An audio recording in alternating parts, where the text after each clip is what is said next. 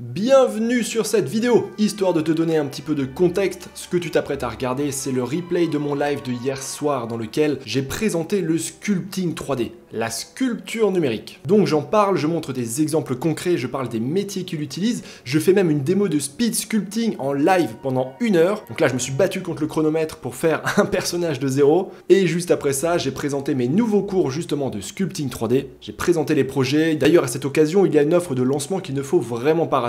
Si jamais ça t'intéresse, le lien est sous la vidéo. Ne laisse pas traîner et je te souhaite pour la suite un bon visionnage. J'espère que ce sera vraiment instructif, intéressant. En tout cas, nous, en live, hier soir, on a passé un super moment. C'était génial, c'était motivant et ça m'a donné envie d'en refaire plus souvent. Allez, bon visionnage l'artiste et bien sûr, si tu juges ce contenu utile et qualitatif, n'hésite pas à me laisser un petit commentaire pour me dire ce que tu en as pensé et quels seraient les autres sujets que tu aimerais me voir aborder.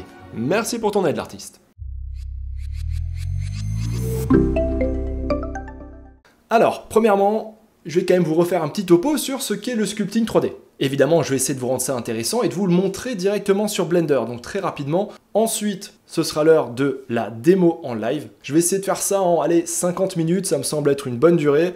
On verra ce que ça donnera. Petit suspense. Ensuite, je vais évidemment vous présenter ces nouveaux cours, je vais quand même vous en parler. J'ai quelques bonnes nouvelles qui sont associées à la sortie des cours. Et enfin, je prendrai le temps, tout le temps qu'il faudra pour répondre à vos questions. D'ailleurs, pas forcément sur ces cours ou sur le sculpting, mais sur plein de trucs parce que ça fait longtemps qu'on s'est pas vu. Enfin, pas vu. En tout cas que vous m'avez pas vu, moi je vous vois à travers le chat.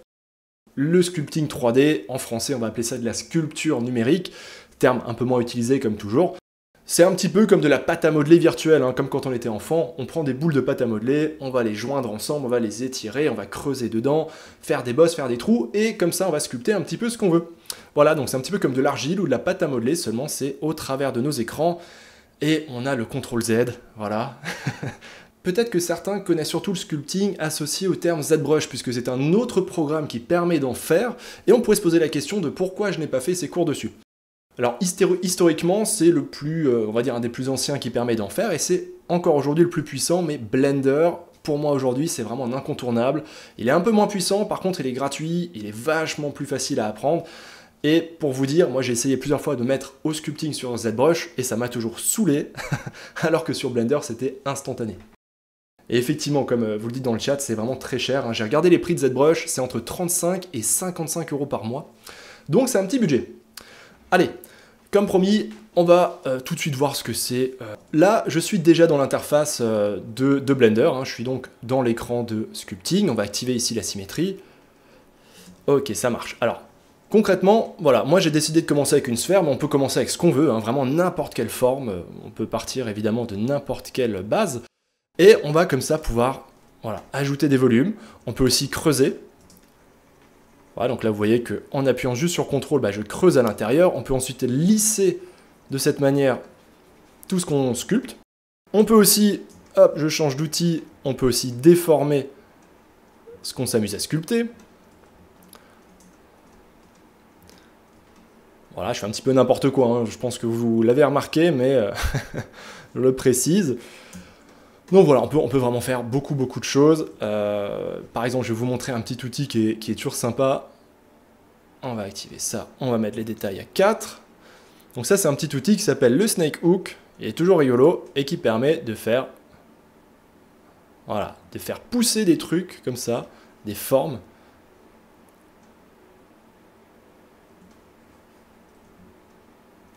Voilà, je désactive. Et voilà, comme ça. Et ensuite, on va pouvoir rajouter des détails. Voilà, on peut creuser, sculpter. Par exemple, là, je pourrais faire des yeux. Ça ressemble presque un petit peu à une tête d'alien.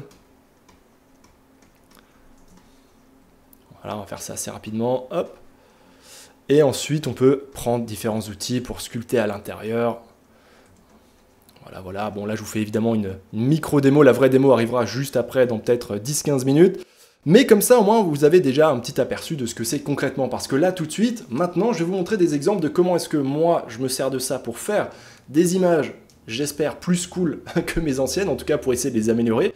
Et aussi, je vais vous montrer des exemples d'autres artistes et dans des, on va dire, dans des domaines assez variés. Donc, il y en a pour du concept art ou l'illustration, et il y en a qui vont s'en servir, par exemple, pour faire du character art pour les jeux vidéo, pour les films. On verra d'ailleurs un exemple de Marvel. On verra aussi un exemple de The Witcher 3. Donc, je pense que ça devrait être assez parlant. Donc oui, effectivement, Spellweaver, tu vois, qu'en quelques secondes, déjà, on peut faire des trucs vraiment très cool. Et lorsqu'on est vraiment, on va dire, accompli dessus, en l'espace d'une heure ou deux, on peut faire des trucs complètement dingues. D'ailleurs, je vous invite, après le live demain, quand vous voulez, à faire une recherche sur YouTube et à taper Speed Sculpting. Vous allez voir que des fois, il y a des monstres, voilà, déjà, il y a des malades mentaux. En l'espace d'une heure ou deux, ils font des personnages entiers ou des visages réalistes. C'est vraiment un truc très impressionnant.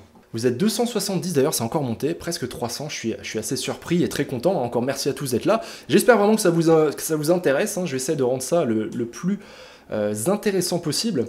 Donc, pour avancer un peu, donc le sculpting 3D, peut-être que certains d'entre vous le savent, hein, c'est pas un truc qui est nouveau. Ça fait de nombreuses années que ça existe, et je pense que pour les artistes 2D, comme la majorité d'entre nous, je pense, sur cette chaîne, je dirais que ça a explosé vraiment il y a quoi? Il y a peut-être 6-7 ans, on a commencé à vraiment beaucoup parler de sculpting, notamment avec ZBrush. Là, il y a beaucoup de concept artistes qui s'y sont mis. Ça a commencé à être enseigné dans les écoles. Et aujourd'hui, c'est pour moi un outil vraiment incontournable. Et c'est pour ça que j'étais un peu frustré de ne pas l'avoir appris jusqu'ici. Moi, ça fait maintenant 4 ans que je l'utilise et que je me peaufine dessus, on va dire. Et il était grand temps que j'en fasse des cours sur DPS. Après tout, c'est le but de Digital Painting School, hein, c'est de vous apprendre des choses. Alors, petite question dans le chat, ce sera plus pour du Cara ou de l'environnement. Alors là, c'est clairement quelque chose, j'allais y venir justement, qui est fait uniquement pour sculpter des choses organiques. Alors, qu'est-ce que c'est organique? Organique, c'est l'inverse de tout ce qui est art surface. Donc, art surface, c'est généralement ce qui est fait par l'homme. Donc, par exemple, des voitures, des immeubles, des meubles. Voilà, donc tout ce qui est à partir de surface plane, tout ce qui est parfaitement lisse, tout ce qui a des angles droits, des arêtes qui sont vraiment construites par l'homme. Au contraire, on va avoir à l'opposé, tout ce qui est organique, c'est par exemple une patate. Voilà, une patate, un animal, un personnage, un humain, une créature, un monstre, tout ça, c'est organique. Voilà, faut s'imaginer tout ce qui rentre dans la catégorie patatoïde, tout ce qu'on peut faire, grosso modo, en pâte à modeler à partir de patates. Voilà. Je ne sais pas si c'est la meilleure définition du sculpting qui n'ait jamais été donnée. Je vais vous montrer maintenant quelques exemples. Voilà, Leonardus égale organique. Vous avez tout compris. Ok, donc là, vous vous rappelez peut-être de ce petit concept art que j'avais fait pour le challenge numéro 17. Donc là, typiquement, cette petite créature un peu insectoïde, je m'étais amusé à la faire en sculpting. Je vais passer assez rapidement, ce sont des choses que vous connaissez déjà, certaines que j'ai déjà partagées en plus dans les dernières newsletters, donc je vais aller assez vite. Voilà, ça c'était ma série d'images sur Elden Ring, avec les boss que j'ai inventés. Donc chacun de ces boss, chacune de ces créatures ici a été faite justement en sculpting. Donc vraiment, je suis parti d'une sphère comme ce que je vous ai montré il y a exactement 6-7 minutes. Voilà, je suis parti d'une sphère, je l'ai déformée, j'ai rajouté des détails, puis petit à petit, ça a donné ces petits boss-là. Y compris celui-ci, voilà, qui est un de mes tout derniers postés, je crois même que c'est le dernier que j'ai posté. Ce que je voulais vous montrer aussi, c'était surtout d'autres exemples. Et je vais attirer votre attention sur un truc en particulier, c'est que le sculpting est vraiment bien pour faire tout ce qui est organique, donc notamment des animaux, certains props, certains objets, des créatures, des boss, des humains, des personnages. Mais là où je trouve que c'est vraiment balèze, c'est pour les personnages, parce que les personnages, c'est super dur à faire, je pense que tout le monde sera d'accord avec moi. Faut que ce soit juste en termes de proportion, en termes d'anatomie, il faut que ce soit bien dessiné, que les volumes soient bons, la perspective, la pose. Ensuite, il faut penser aux lumières et aux ombres.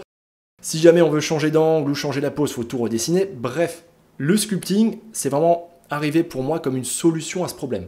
Pour moi, ça a toujours été un casse-tête de faire des personnages, en tout cas des personnages qui sont justes, puisqu'évidemment je suis toujours un peu perfectionniste, et c'est pour ça que vraiment le sculpting, ça a été pour moi une révélation. Donc là, je vais vous montrer quelques autres exemples rapidement. Donc là, par exemple, on a un de mes artistes préférés, j'en parle tout le temps, enfin en tout cas souvent, c'est Chasestone. Alors Chasestone, je pense qu'il est dans mon top 5 de tous les artistes qui sont des tueurs sur internet. Je vous invite vraiment à aller voir son site, chasestoneart.com.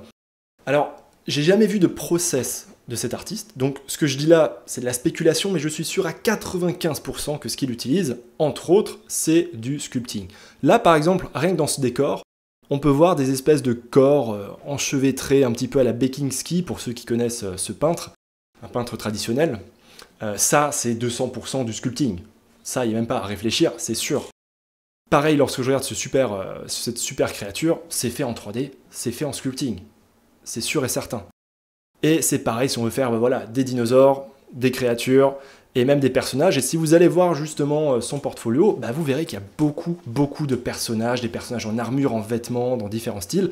Alors je suis pas sûr à 100% encore une fois qu'il ait utilisé de la 3D et du sculpting, mais à 95% c'est sûr. Voilà, je vous laisserai jeter un œil si vous êtes curieux. En tout cas, n'hésitez pas à me dire dans le chat ce que vous en pensez. Moi, je trouve que ce mec est super balèze.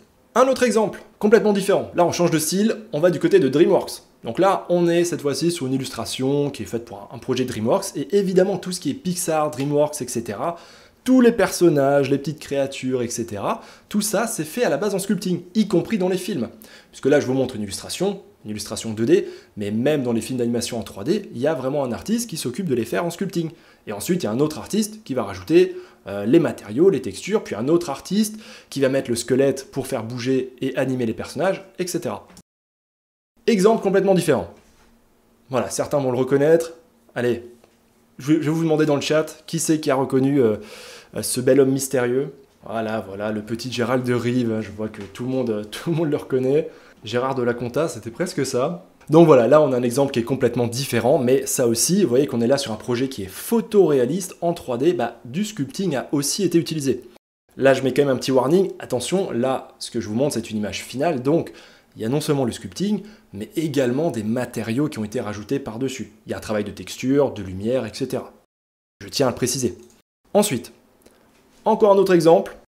Cette fois-ci, on part du côté du jeu vidéo. Donc là, on peut voir qu'on a un caractère artiste qui s'appelle Marcin Clicky, qui a travaillé sur The Witcher. Voilà, Wild Hunt, de mémoire, je crois que c'était l'extension.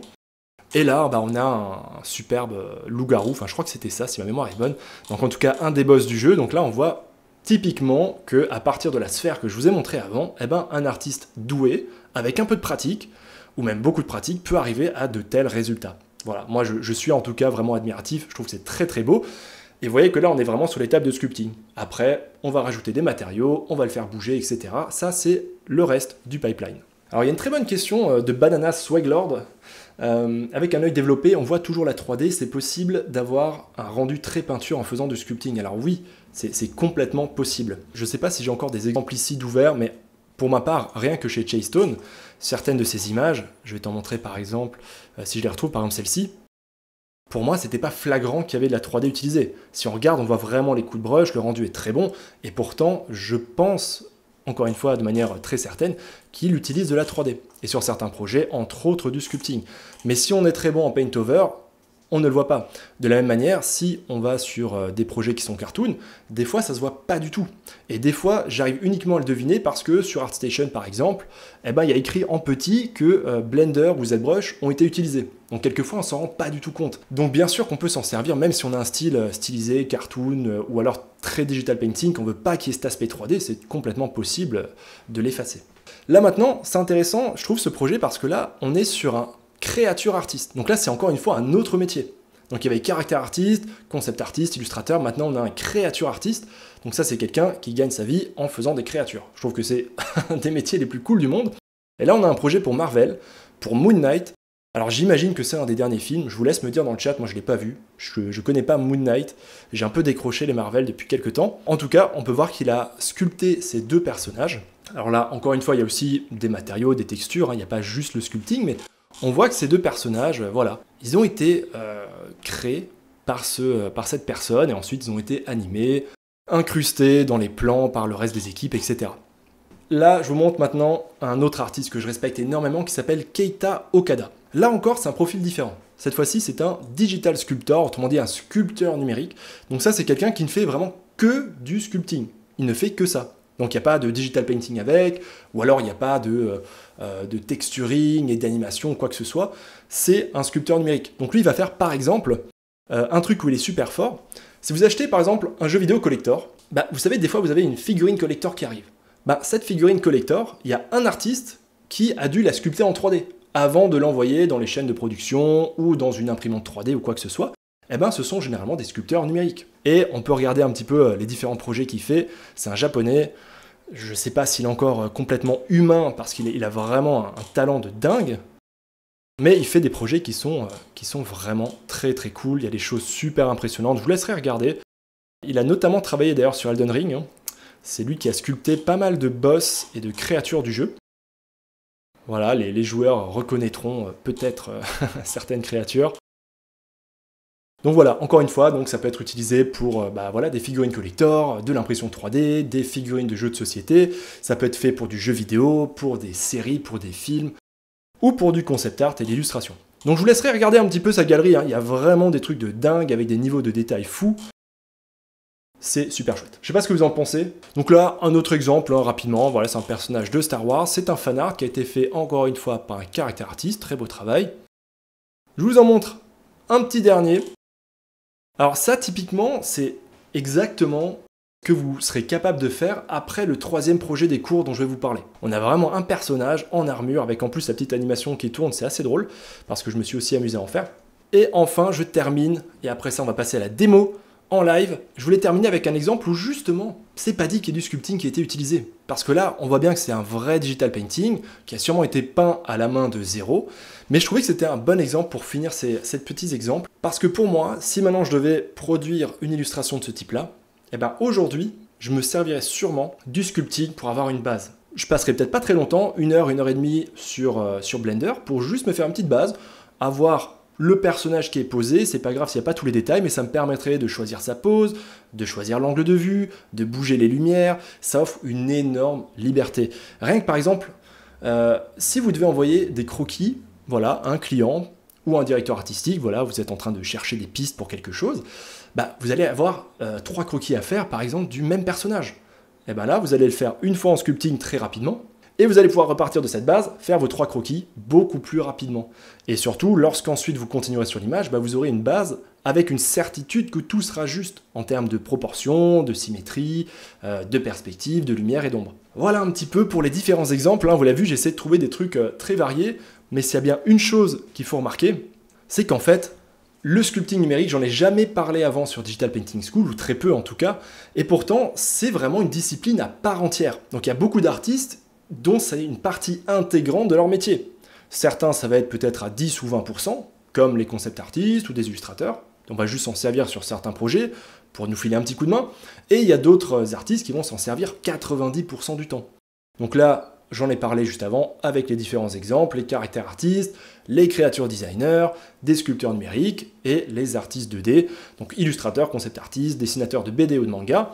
Ça me fait penser à Axel Hutt, qui est formateur sur DP School, qui a justement un webcomic qu'elle alimente depuis des années, et justement, elle utilisait ZBrush pour faire un sculpting très basique de ses personnages pour justement gagner du temps sur la génération des vignettes. Parce que dessiner toutes les planches, c'est extrêmement long, donc le moindre petit truc qui peut nous faire gagner du temps, c'était bon à prendre. Donc c'est pour vous dire que il y a plein de profils qui peuvent utiliser le sculpting numérique. Moi je trouve que c'est un super outil au-delà de la productivité.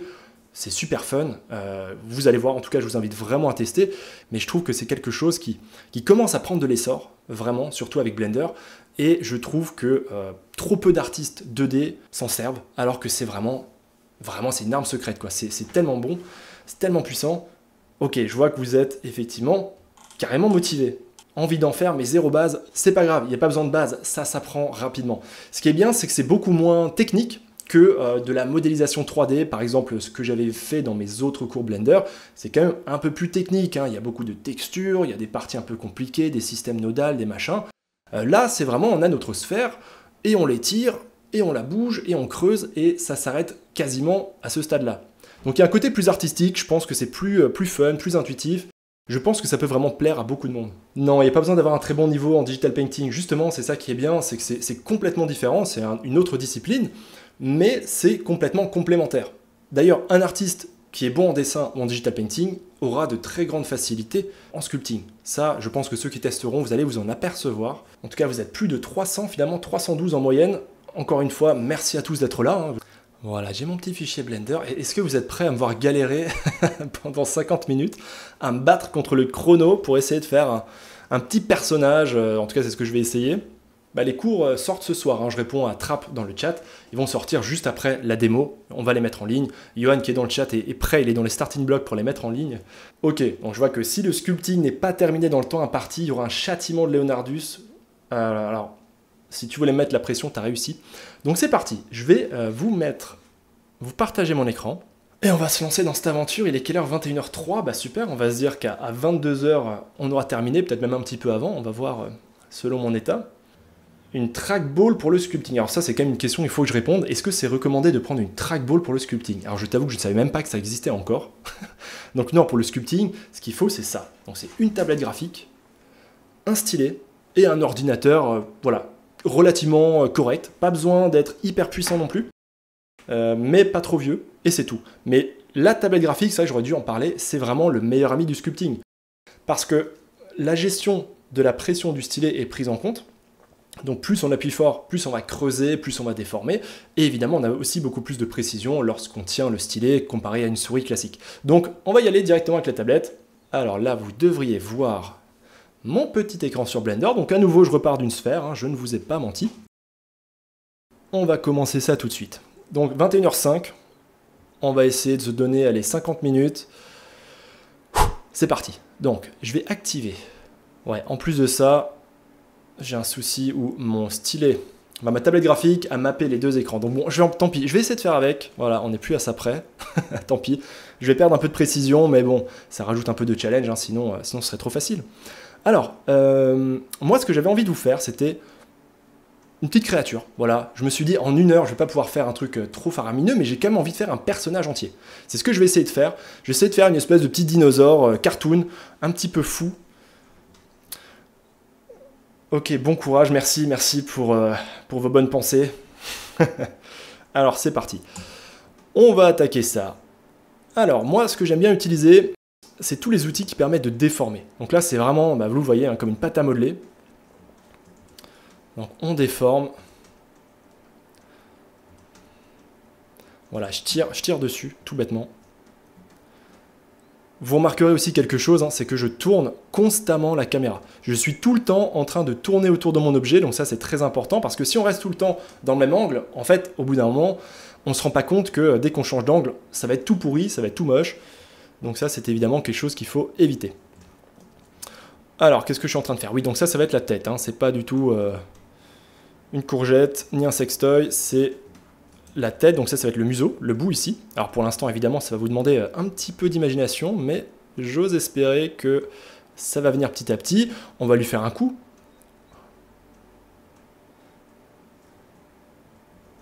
Voilà, donc effectivement, je vois dans le chat, on parle bien de patates, hein, ce sont des choses patatoïdes. C'est pour ça, imaginez faire un immeuble ou une voiture à partir de ça, ou une table. Faire une table avec cet outil, ce serait pas du tout fait pour. On va utiliser des outils de modélisation beaucoup plus classiques. Je me concentre un petit peu. On va élargir la base du crâne ici. Là-dessus, on va mettre des yeux. On va aplatir. Donc ça va être la mâchoire supérieure. Donc là, je prends un autre outil maintenant qui permet d'aplatir. Voilà, c'est très facile, hein. Change d'outil, on passe en dessous. Voilà, ça marche plutôt bien. Je revérifie. Ok, on aplatit un peu plus le bout. Ok, je pense qu'on a une bonne base. On a une petite base qui me plaît. Est-ce que vous êtes toujours avec moi dans le chat? Oui. Alors, Art of Sequoia, si je te disais tous les raccourcis que j'utilise, je pense que je vous rendrais fou, parce que je ne dirais que ça, en fait. Donc, pour changer la taille du brush, c'est F. Ça, je peux te le dire, changer d'outil, je peux essayer d'en dire de temps en temps, mais après, évidemment, je vais vous renvoyer vers les cours pour apprendre les raccourcis, etc. Parce que sinon, on n'a pas fini. Alors, ok, j'ai fait la base de la tête. Réfléchissons. Maintenant, on va lui faire une mâchoire inférieure. Donc, pour ça, je vais partir d'une autre patate. Et cette patate, cette fois-ci, eh ben, j'ai envie que ce soit un cube. Voilà, donc le cube, je vais l'écraser. Je vais le mettre sur une vue de profil. Ça va être plus simple, comme ça je suis sûr que mon alignement est juste. On va faire hop, la mâchoire inférieure. Voilà, donc là on peut commencer à s'imaginer que c'est sa gueule qui est ouverte. C'est toujours bien aligné. On est bon. On va tout de suite passer dans le mode sculpte. Et ça y est, c'est bon. On a fait ce qu'on avait à faire. Maintenant, on va venir lisser. Hop. Juste ici, l'objet. Voilà, donc là, vous voyez que c'est un autre outil. Plus je vais vers la droite, plus je lisse complètement mon objet. On reprend l'outil Grab, l'outil qui permet justement de redéformer tout ça. Alors, j'ai oublié de faire quelque chose. On va faire CTRL-A. Voilà. Et comme ça, j'ai maintenant ma base. Ok. Alors, pour l'instant, il y a encore du travail. Hein. Quelle heure il est? Ça fait déjà 4 minutes. Il va falloir que j'accélère. Hein.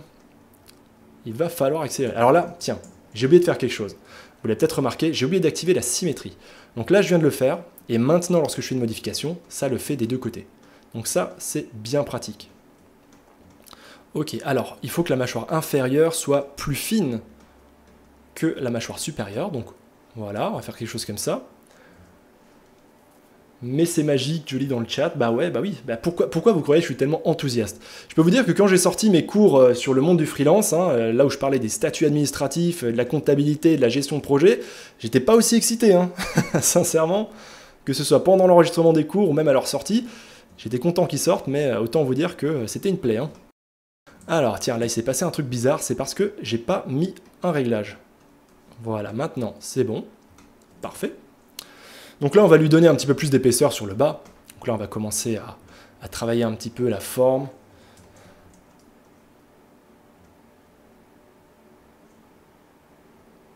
Ouais, effectivement, c'est vrai que ça ressemble à un dodo. Je suis assez d'accord avec vous dans le chat. Il y a un petit côté dodo, ouais.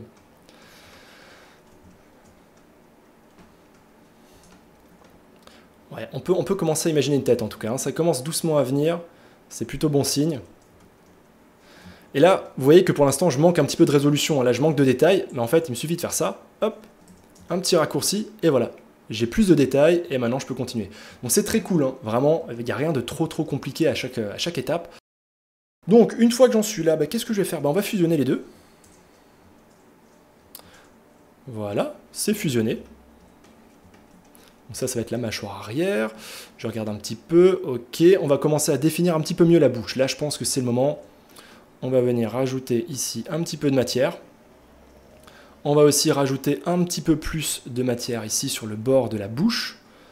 Voilà, vous voyez que ça commence à ressembler un petit peu à quelque chose. Ça me fait penser à ce personnage de Mario Kart, d'ailleurs. Ok, ensuite, on continue. Ok, bon, je vois en tout cas que ça a l'air de vous intéresser, vous n'avez pas l'air de trop vous ennuyer dans le chat, donc c'est cool. J'essaye vraiment de vous faire un live qui soit intéressant. Donc n'hésitez pas à me dire hein, si à un moment donné ça va pas du tout, c'est trop chiant. En tout cas là, je vais creuser un petit peu l'intérieur de la bouche. Donc là, vous voyez qu'il y a des trucs un peu bizarres qui se passent, ça c'est rien. Il suffit de faire un petit coup de lissage, vous voyez, et automatiquement on règle le problème. Donc là, c'est parce qu'on a deux faces, on va dire, l'une en face de l'autre. Donc là, je creuse un petit peu l'intérieur de la bouche, comme je l'ai dit. Voilà, alors je vais essayer d'éviter ça quand même. Voilà, on smooth, ok. Là, on a une base qui est pas mal. Je pense même que j'aurais dû plus lui ouvrir la bouche. Donc ça, je vais le corriger tout de suite. Je vais prendre un autre outil ici, qui va me permettre de faire un masque. Donc là, vous voyez que comme dans Photoshop, Procreate, ce que vous voulez, eh ben, on peut faire des masques. Et ensuite, on peut venir faire des modifications uniquement sur la partie en question. Donc là, on va mettre ça ici. On va prendre l'outil rotation, et voilà. Et là, je peux maintenant tourner la mâchoire. Et voilà. J'enlève ça, je change d'outil, et c'est réglé. Ensuite là vous dites, ah c'est tout cassé, ben non, on fait un petit coup de smooth, voilà, on fait un petit coup de lissage, et puis c'est bon. Donc là vous voyez que ça commence à ressembler doucement à une bouche, une mâchoire, ça commence à prendre forme. On va lisser, on va lui rajouter des yeux et des dents, et je pense que ce sera tout de suite beaucoup plus convaincant. Vous faites beaucoup rire en tout cas dans le chat. Alors c'est parti, on va dans le mode object. On va faire quoi? On va faire les yeux. Alors pour ça on va partir de sphère. Je pense que vous vous en doutez. Je vais leur mettre un peu plus de géométrie. On va mettre ça à 64 et 32. On va ensuite mettre un modifier de mirror. Donc là, le petit miroir que je suis en train de mettre en place, il va me permettre, vous allez le voir immédiatement, d'avoir une copie. Voilà, j'ai une copie symétrique, comme ça je fais un œil et j'ai automatiquement un deuxième juste à côté. Et vous avez vu que c'est vraiment quelque chose qui m'a pris quelques secondes à mettre en place, hein, lorsqu'on est vraiment à l'aise avec Blender. Évidemment, après, on va très vite. Alors, je réfléchis un peu sur les proportions. Je vais faire ça peut-être plus petit. On va faire un truc comme ça. Je vais mettre Shade Smooth. La future monture de Leonardus. Pas mal, effectivement, ça pourrait carrément. Alors là, je fais une copie des yeux et je vais m'en servir pour faire des paupières. Donc là aussi, pas de grosse difficulté. Voilà, je supprime ces points. Je sélectionne ici ces faces, je referme. J'enlève la transparence et voilà, j'ai les petites paupières. Là, on peut maintenant les tourner, les mettre là où il faut.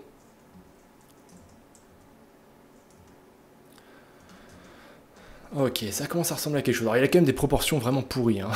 Pour l'instant, c'est pas un chef-d'œuvre. On va essayer de revoir ça. On va essayer de retoucher à ça tout de suite. Moi, j'ai envie de remonter un peu tout ça. Là aussi, je vais affiner vraiment, je vais écraser un petit peu ce crâne. Donc il y a aussi ce côté vachement satisfaisant où en fait, comparé à de la modélisation classique, qui est un peu plus frustrante, on peut à tout moment rechanger les trucs. Il n'y a pas ce truc où des fois on loupe une étape, on est foutu. Faut tout refaire parce que après on aura des problèmes de topologie ou alors on pourra pas faire ce qu'on veut.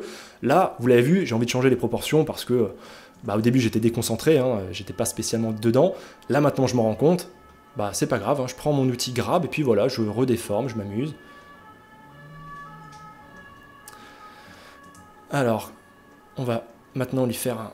Peut-être qu'on va lui faire une mâchoire plus grande, tiens. On va y aller à fond dans les proportions un peu exagérées, un peu cartoon. Je sais pas si c'est une bonne idée, hein, mais on va voir. Ok, on va agrandir un petit peu ça. Ça commence à me plaire, il a vraiment une forme un peu bizarre. Moi, moi j'aime bien. Je sais pas trop ce que ça va donner au bout. Je crois que c'est un mélange entre un dodo, un crocodile et... je sais pas trop quoi, parce que c'est vraiment chelou comme créature. Mais bon, là on va changer un petit peu d'outil. Je vais monter maintenant, on va reprendre Clay Strips, que je vous ai déjà montré, pardon. Je vais rajouter un peu plus de volume là-haut. Voilà, un petit coup de smooth. Au contraire, je vais peut-être creuser un petit peu à cet endroit-là.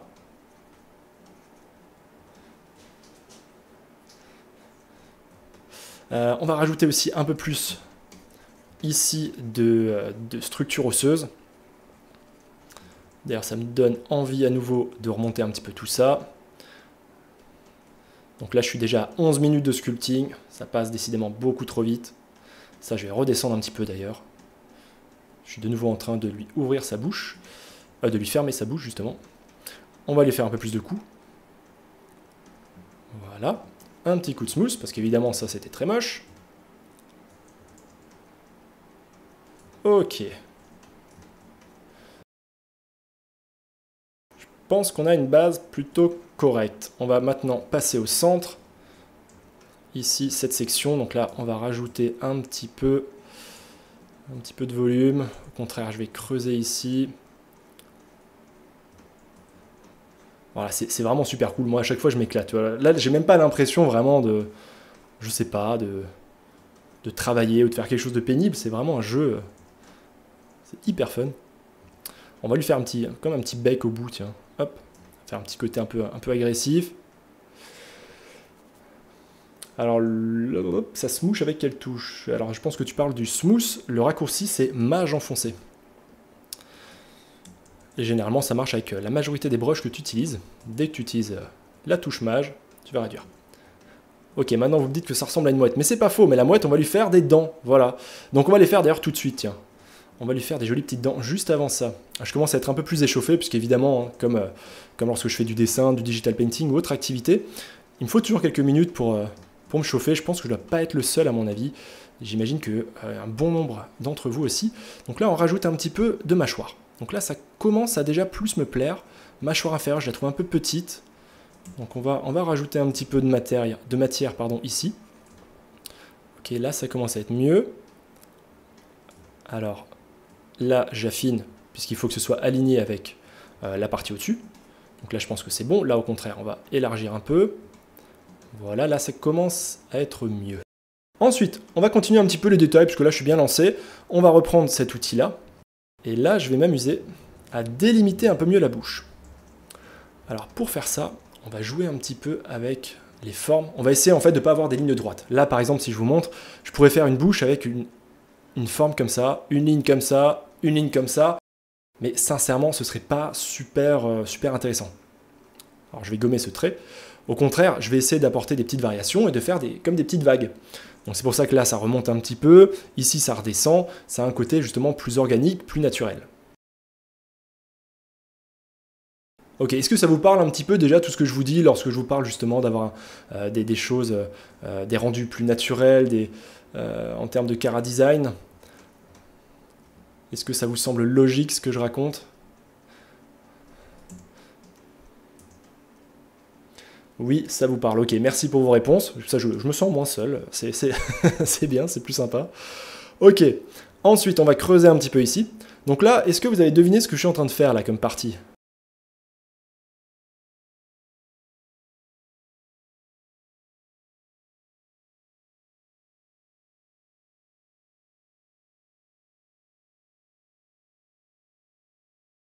La glotte, la tronche, oui, effectivement, c'est la tronche. Là, en fait, je suis en train de faire, on va dire, l'espèce de petite peau qui va venir joindre la mâchoire du haut et la mâchoire pardon, du bas. Donc juste une petite membrane comme ça. Je pense que ça peut être un petit truc sympa. Alors il y avait une question sur les projets réalistes. Est-ce que, comme quoi c'est pas aussi simple, etc. Bah, d'une certaine manière, figure-toi que si, en fait. Tu le verras d'ailleurs dans les projets des cours que je vais vous montrer. Le premier projet, c'est un petit truc cartoon exactement dans ce style-là. Le deuxième, c'est tout de suite un dragon réaliste, c'est un truc d'un niveau qui a rien à voir. Et pourtant, c'est les mêmes techniques et c'est pas beaucoup plus dur. Ça demande de la méthodologie. C'est justement ce que je vais vous apprendre pour vous en sortir sur vos projets. Mais en soi, c'est pas énormément plus dur. Des fois, faire un bon dessin ou sculpting cartoon, je trouve que ça peut être aussi dur, voire plus dur que de faire un projet réaliste. Et généralement, tous les artistes un peu expérimentés vous le diront. C'est pas une question de niveau de réalisme. Voilà, là j'ai fait un petit peu cette espèce de petite peau entre les deux. On va s'arrêter là, on va passer maintenant aux dents. Alors pour faire les dents, moi je vais repartir d'une sphère.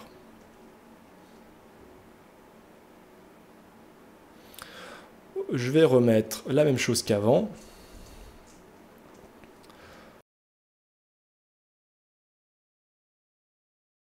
On va la replacer là où il faut. On va l'allonger un petit peu puisqu'on va faire des dents, comme je l'ai dit. Hop, voilà. Donc là, je me fais ma petite base. Hein. Je pense que vous comprenez la logique, c'est assez intuitif. On va le placer là où il faut. Je sauvegarde, donc là j'applique l'échelle, je rentre pas dans tous les détails de ce que je fais, et c'est reparti. Alors, on va allonger un petit peu ça. Donc vous voyez, je me sers beaucoup de cet outil, hein, celui qui fait les cercles jaunes. J'aime beaucoup m'en servir. On va rendre ça plus pointu au bout. Bloup. Voilà, c'est pas spécialement dur. Hein. Et ma foi, bah, j'ai déjà presque une dent. On va peut-être éventuellement la rendre un peu plus fine. Voilà. Et je pense qu'on a une base qui marche. L'âge de glace. Effectivement, en fait, c'est très drôle de voir comment, au fur et à mesure du sculpting, vous changez de référence, vous fait penser à chaque fois à autre chose. C'est hyper drôle. Je pense qu'il faudra sûrement se refaire des petits sculptings comme ça en live, juste pour le plaisir, parce que je vous avoue que je m'amuse bien, même si c'est pas facile. Mais c'est très drôle de voir vos réactions. C'est vrai qu'il y a un petit côté... je crois que c'est Scrat. Dites-moi si je me trompe dans le chat. Je crois que c'est Scrat, le nom de ce personnage. Donc là, ce que je fais maintenant, c'est que je vais dupliquer ses dents. Ça, on va en mettre plusieurs. Donc là, encore une fois, petit conseil de Cara Design, on va varier le rythme. Donc là, vous voyez qu'il y a des dents que je vais faire plus petites, d'autres plus penchées, certaines vont être vers l'avant, d'autres vers l'arrière. Donc là, j'essaye d'apporter un peu de rythme. Parce que si je faisais toutes les dents identiques l'une à côté de l'autre, le même espacement, la même taille, le même angle, bah on se ferait un petit peu chier, hein, ce serait pas terrible. Ok, on va encore s'en faire une ici, et on va s'en faire une dernière là. Ok, alors, celui-là, on va la remonter encore un peu. Voilà, on va rester là-dessus. Je pense qu'il a déjà pas mal de dents. On va encore lui en faire vers devant, quand même, vers l'avant. On est chaud pour un marathon de sculpting. Alors moi, je ne sais pas encore si je suis chaud pour ça. On verra dans combien de temps. Il me reste 30 minutes. Autant te dire que c'est délicat, là. Hein. Eh bon, ça va bien se passer. On va y arriver. Ok. Allez, ça marche plutôt bien. Donc là, évidemment, hein, on voit de manière assez évidente que c'est dupliqué. Et évidemment, là, il faudrait passer un peu plus de temps pour rendre ça un peu plus propre, un peu plus différent. Mais je pense que ça va déjà pas trop mal faire le taf. Voilà, je recule un petit peu celle-là. Celle-là, je vais la réduire un peu en taille. Ok, à quoi ça ressemble? On commence à avoir un truc qui ressemble à une tête. Je vais revenir là-dessus. Alors, je vais descendre un petit peu ça. Je trouve que j'y suis allé un peu fort.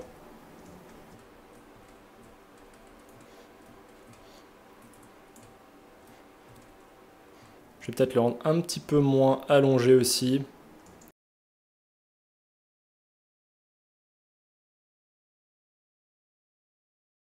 Ok, alors à quoi ça ressemble? Donc là j'ai une espèce de bosse, vous voyez, sur le côté. C'est pour ça qu'en fait je tourne tout le temps la caméra, parce que là ça me permet de voir de profil que j'ai une grosse bosse, et ça c'est pas forcément quelque chose que je voulais. Donc là on va la désenfler. Voilà. On va désenfler ça, on sauvegarde. Donc là je vais replacer rapidement les dents.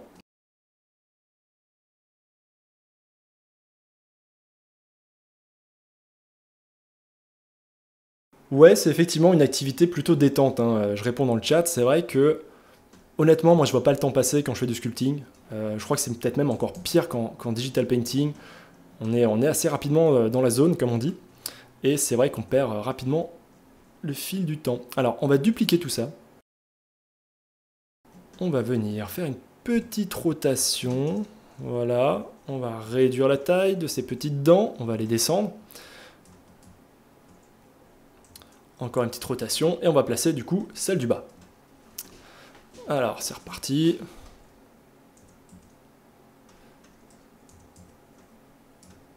On va les faire aller vers l'extérieur, évidemment.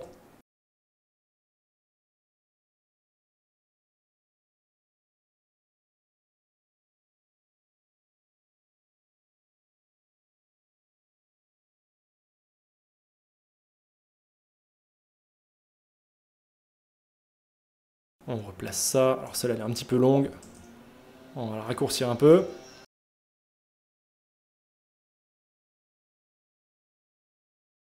Le silence est d'or. Il a changé Scrat. Et ouais, il a l'air tout de suite moins sympathique, hein. Donc à vous après d'imaginer justement, est-ce que ce sera un gentil, est-ce que ce sera un méchant. Évidemment là c'est tout l'art du character design, c'est quelque chose qui est fascinant. Et comment est-ce qu'en faisant de petits changements, on peut complètement changer l'histoire du personnage ou sa personnalité. Donc là vous voyez que la dent dépasse au travers, mais c'est pas bien grave. Celle-là là devant, on va les faire un petit peu plus aller vers l'avant. Ouais, ça commence à être pas mal, et je pense même que je vais affiner encore un petit peu ces dents. Et là ce qui est bien, c'est que je vais en affiner une. Et logiquement, ça va toutes me les affiner. Voilà, vous voyez, hop. Ça, c'est plutôt pas mal.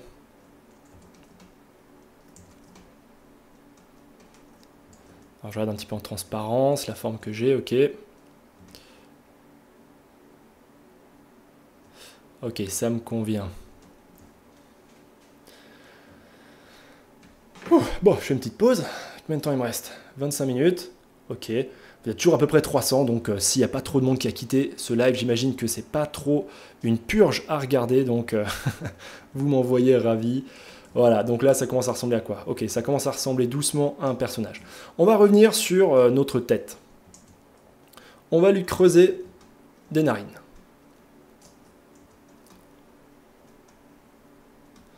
Donc là vous voyez, très facile, hein. On vient dessus, boum, on fait un gros trou.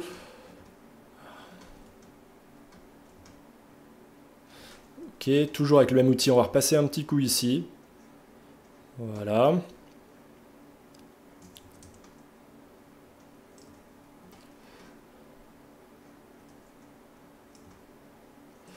Ok, ça commence petit à petit à avoir un peu de personnalité. Alors on va continuer, on va lui rajouter une petite protubérance.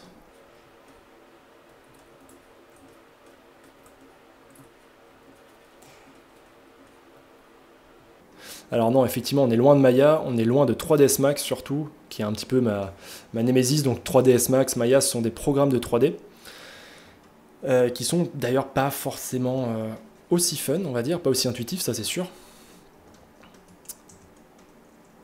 Et c'est vrai que 3ds Max, en plus, il plante tout le temps, c'est vite un cauchemar. Ok, on va revoir ça. Donc là, ça commence à être mieux. On va faire quoi maintenant? On va s'occuper un peu du coup et du reste, hein, parce que sinon je pense qu'on va être un peu juste niveau temps. Je finis juste de faire les os à l'arrière. Là, ici, on aura logiquement les muscles de la mâchoire, donc ça prend un petit peu de volume. Toujours tourner la caméra pour vérifier.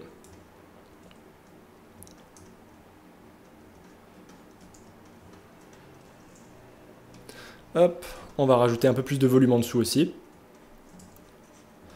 Et je vais casser ici ce côté un petit peu trop droit.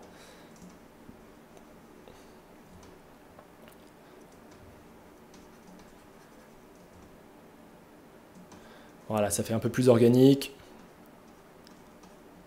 Ok, on sauvegarde, on va dans le mode object, et maintenant on va s'occuper du cou. Alors pour le cou, qu'est-ce que je vais faire? Je réfléchis. Je pense que je vais faire un cylindre. Voilà, on va faire un simple cylindre.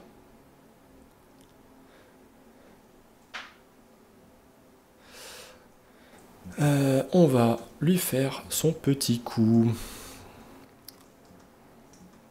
On va lui faire un long coup, parce que les longs coups c'est toujours plus rigolo. Ensuite, on va faire quoi? Je vais faire une sphère. Voilà, on va refaire une patate. Une bonne vieille patate. Voilà, la patate, on va la placer là, ça va être son corps. Peut-être un peu plus grand, quand même. Un peu petit, ça, pour une patate. Voilà, ça m'a l'air bien. On va l'affiner un petit peu sur le côté. Donc là, il commence à ressembler un petit peu à une autruche, je trouve. C'est intéressant à remarquer. Et ensuite, on va lui faire les pattes, la queue. Ok, alors, c'est parti. On va commencer par le cou. Donc je retourne dans le mode sculpt. Et là, on va de nouveau faire Mémuse.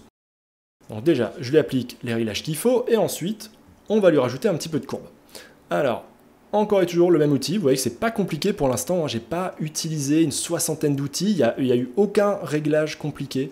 Peut-être le seul truc un peu plus technique, c'est ce qui s'appelle le modifier mirror. Donc c'est lorsque j'ai... est-ce que je suis bien? Oui, je suis bien. On va refaire un petit coup de symétrise. Voilà. Donc c'est lorsque je fais une copie des objets. Par exemple, pour copier les dents de gauche pour les remettre à droite, c'est à peu près le seul truc un petit peu technique. Et je pense que c'était vraiment pas la mort. Donc là, on va grossir un petit peu le cou ici. Je vais rajouter encore un peu plus de courbe. On va l'exagérer. Voilà. Ensuite, le cou va venir s'insérer dans le corps. Là, on va rajouter encore un petit peu de courbure. Voilà, qu'est-ce que vous en pensez d'ailleurs? Dites-moi un petit peu, hein, est-ce que ça vous parle avec le cou là? Est-ce que ça manque de quelque chose? Dites-moi. Moi, je trouve que ça commence à prendre un petit peu vie. Génial, ok, bon, ça me va. Ça part en flamant rose. Oh bah, écoute, si un jour tu croises des flamants roses comme ça, tu me diras. Tu me diras. Allez, on va gonfler un petit peu ici la base de la tête.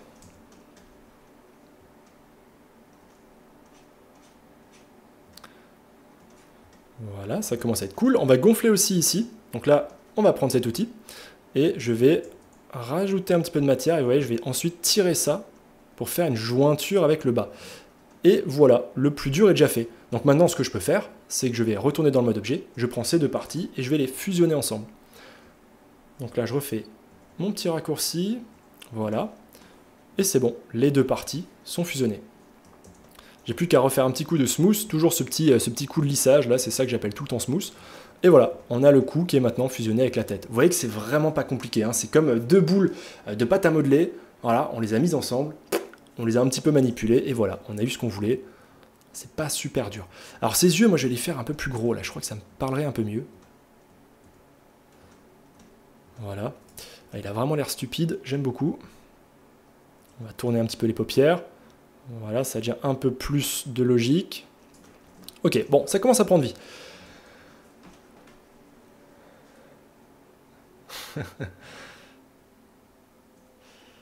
Ok, allez, je continue. Donc là, on va passer à cette sphère-là. Donc là, ça, c'est le corps cette fois-ci. Alors, je réfléchis, on va l'affiner sur le bas. Puisque c'est là où il y aura les jambes. Donc, il faut leur faire un petit peu de place, que les jambes puissent s'insérer. Ah, j'ai oublié d'activer la symétrie. Alors ça, c'est une erreur classique. Donc, on revient en arrière. On active et c'est reparti. Et il me reste à peu près 20 minutes. Est-ce qu'on va réussir à faire un corps, une queue et des pattes? Trop de suspense. Moi, je sais pas comment vous faites pour regarder ce live. Il y a trop de suspense, trop d'émotions. Allez, je descends un petit peu le corps. Voilà, ok, j'aime bien les proportions. C'est plutôt sympa. Je réfléchis un petit peu. Comment est-ce qu'on va faire ça? Je vais revenir ici. Un petit coup d'inflate, comme ça, vous voyez, j'élargis un petit peu.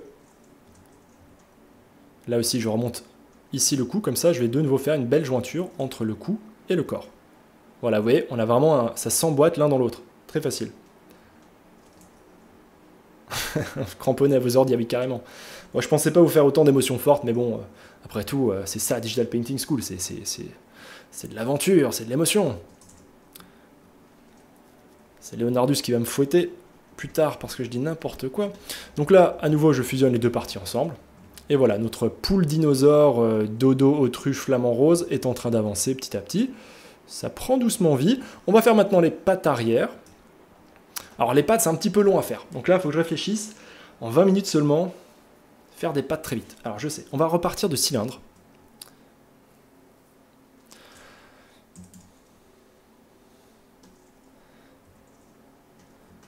Alors oui, ça va être un petit dinosaure bipède, ça c'est quasiment sûr.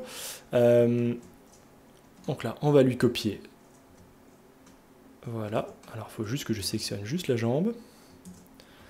Voilà, donc là on a les deux petites pattes, comme vous le voyez. Donc ça va être les cuisses, on va les grossir un petit peu, on va tourner, ensuite on va dupliquer ça. Là, ce sera l'articulation suivante. Alors j'essaie d'imaginer un petit peu la taille des pattes, je pense qu'on est pas mal. Je vais peut-être la faire un peu plus petite. Je pense que ça peut être drôle pour le côté cartoon de lui faire des petites pattes. Ok, et on va encore une fois dupliquer ça. Voilà, je l'allonge, je le tourne comme je veux, comme ça m'arrange.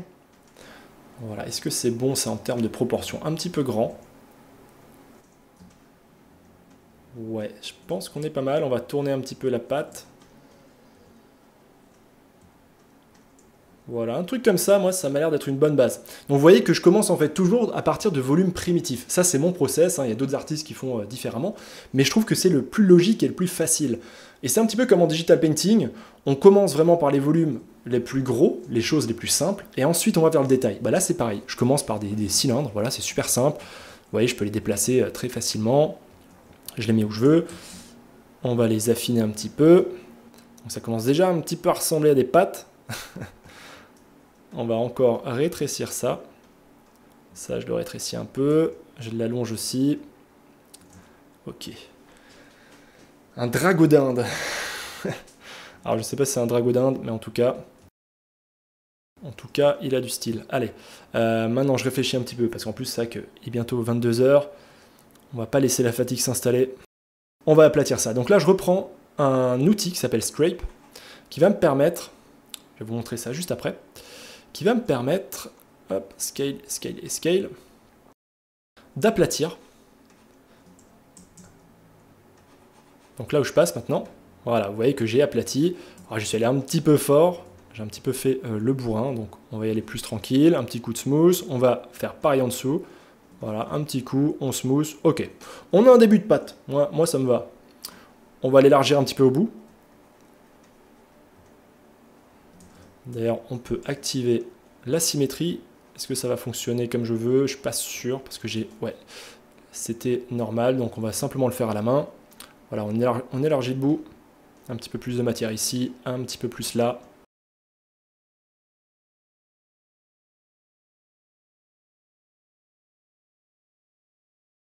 Voilà, on a une petite patte. Léodindus. Pas mal. Ok, là aussi, on va faire pareil. Donc là, je smooth. Je vais déplacer ça. On va faire à peu près une petite jointure correcte. Hein. Et on va passer à la dernière partie. On fait pareil. Voilà, petit à petit, vous voyez que ça prend forme. Hein. On y va. Une étape après l'autre. Un morceau après l'autre. Là maintenant, c'est la cuisse. Alors la cuisse, on va évidemment l'affiner vers le genou. Voilà, là aussi. Boop, boop, boop. Ok, la forme de la cuisse là-haut, bah on va lui faire une belle petite cuisse de poulet. Hein. Je crois que là, de toute façon, on est parti sur un dinosaure qui n'est pas sans rappeler les oiseaux. Voilà, on va replacer un petit peu le genou. On redécale ça. Voilà, on commence à être pas mal là. Hein.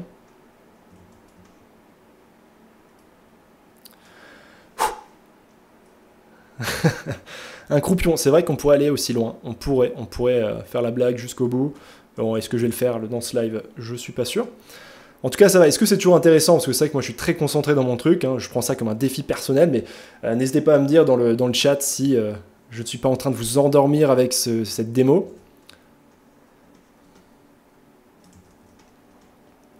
Ok, pour moi, c'est pas mal. Toujours, toujours. Yep, ok, belle volaille. Bon, merci pour vos réponses. On va fusionner les pattes ensemble.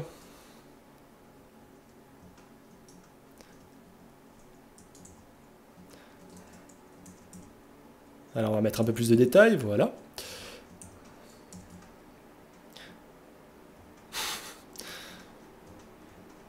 Vous me faites rire. Ok, voilà. Bon, ce ne sera pas les pattes de dinosaures les plus incroyables en si peu de temps, évidemment. Ça va être compliqué. On va élargir un petit peu ici encore, puis on va passer à la suite. Voilà, je pense que ça pourrait déjà faire le job. On va remonter un petit peu ça. On va raccourcir ça. Je vais donner un peu plus d'épaisseur ici. Bloup, voilà, un petit coup d'inflate. On va lui aplatir un peu le dessous de la patte. Alors on va essayer de le faire à peu près droit. Ok.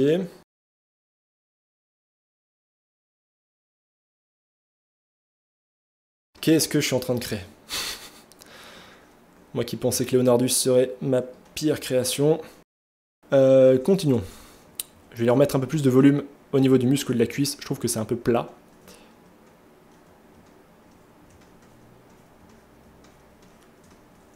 Et effectivement, hein, sur des pèces, on n'est jamais très loin des oiseaux, des oisillons. Je sais qu'il y en a certains qui sont toujours pas remis du traumatisme. Alors, on va revenir là-dessus. On va maintenant affiner un petit peu le corps. Et d'ailleurs, je pense que je vais reprendre les pattes. Et je vais encore les élargir un tout petit peu. Juste les décoller du corps. Voilà. Je crois que je vais même pas lui faire des pattes avant. Je crois que c'est tellement drôle de le voir comme ça. Ou alors ce qu'on peut essayer, c'est peut-être de lui faire des petits moignons. On va lui faire un petit moignon. De toute façon, vu le temps que j'ai, j'arriverai pas à lui faire des pattes avant en entier. Donc on va tester ça. On va faire quoi pour faire un petit moignon? On va refaire une patate. Hein. On va faire une sphère. Où est-ce qu'elle est ma sphère? Elle est là. On va faire... Hop, voilà. On va ensuite la dupliquer. Donc là, je fais mon petit raccourci magique. Et maintenant, quand je déplace la patte, j'en ai deux. Voilà. C'est magique. On va tourner le petit moignon. Ah, pauvre créature. Qu'est-ce que je suis en train de créer? On va lui remettre ça à l'avant.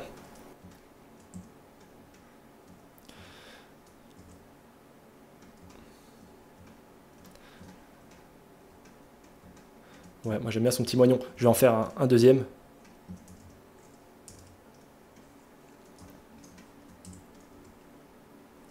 Voilà, un petit truc comme ça, là, c'est marrant.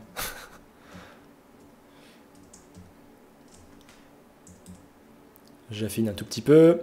On va décoller le petit moignon du corps. Et ensuite, qu'est-ce qu'on va faire? Je réfléchis. Bah, on va fusionner ça. Alors, on va pas trop s'embêter. On est sur un petit projet rapide. On va venir faire une petite fusion entre les deux. Voilà. Hop, CTRL R. Mon petit raccourci qui marche bien. Voilà, ça c'est du moignon. Ça c'est du moignon comme j'aime.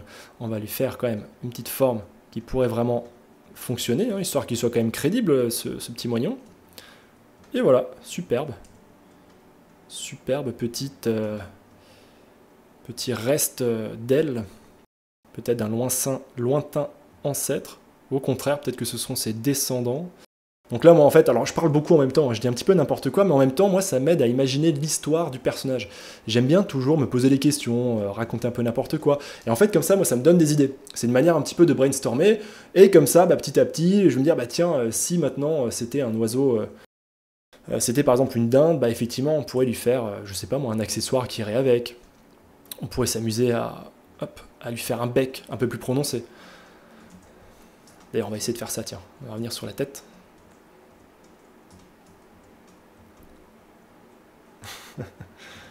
Ça manque de croupion, ouais, je peux comprendre cette remarque, je peux la comprendre. On va rajouter un peu de détails près des dents, donc là, on va reprendre cet outil. Clay Strips, qu'il s'appelle. Juste avant ça, je vais faire ressortir encore un peu plus la gencive. Voilà, on remet un petit peu de volume ici. Je vais en remettre aussi un petit peu en dessous.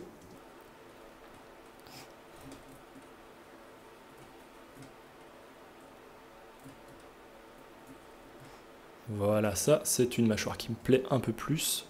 Je remets un peu de volume ici. Ok. Allez, on va faire quelques petits détails près des dents, histoire de rajouter un peu de volume. Alors les dents, déjà, il faut que je les replace, parce que c'est vrai qu'avant, je les avais déplacé, si vous vous rappelez. Enfin, j'avais élargi, pardon, la mâchoire, donc depuis, j'avais pas replacé tout ça. Et ça devrait tout de suite rendre un peu mieux. Dès qu'on va replacer tout ça. C'est pas mal. Et une petite dernière ici.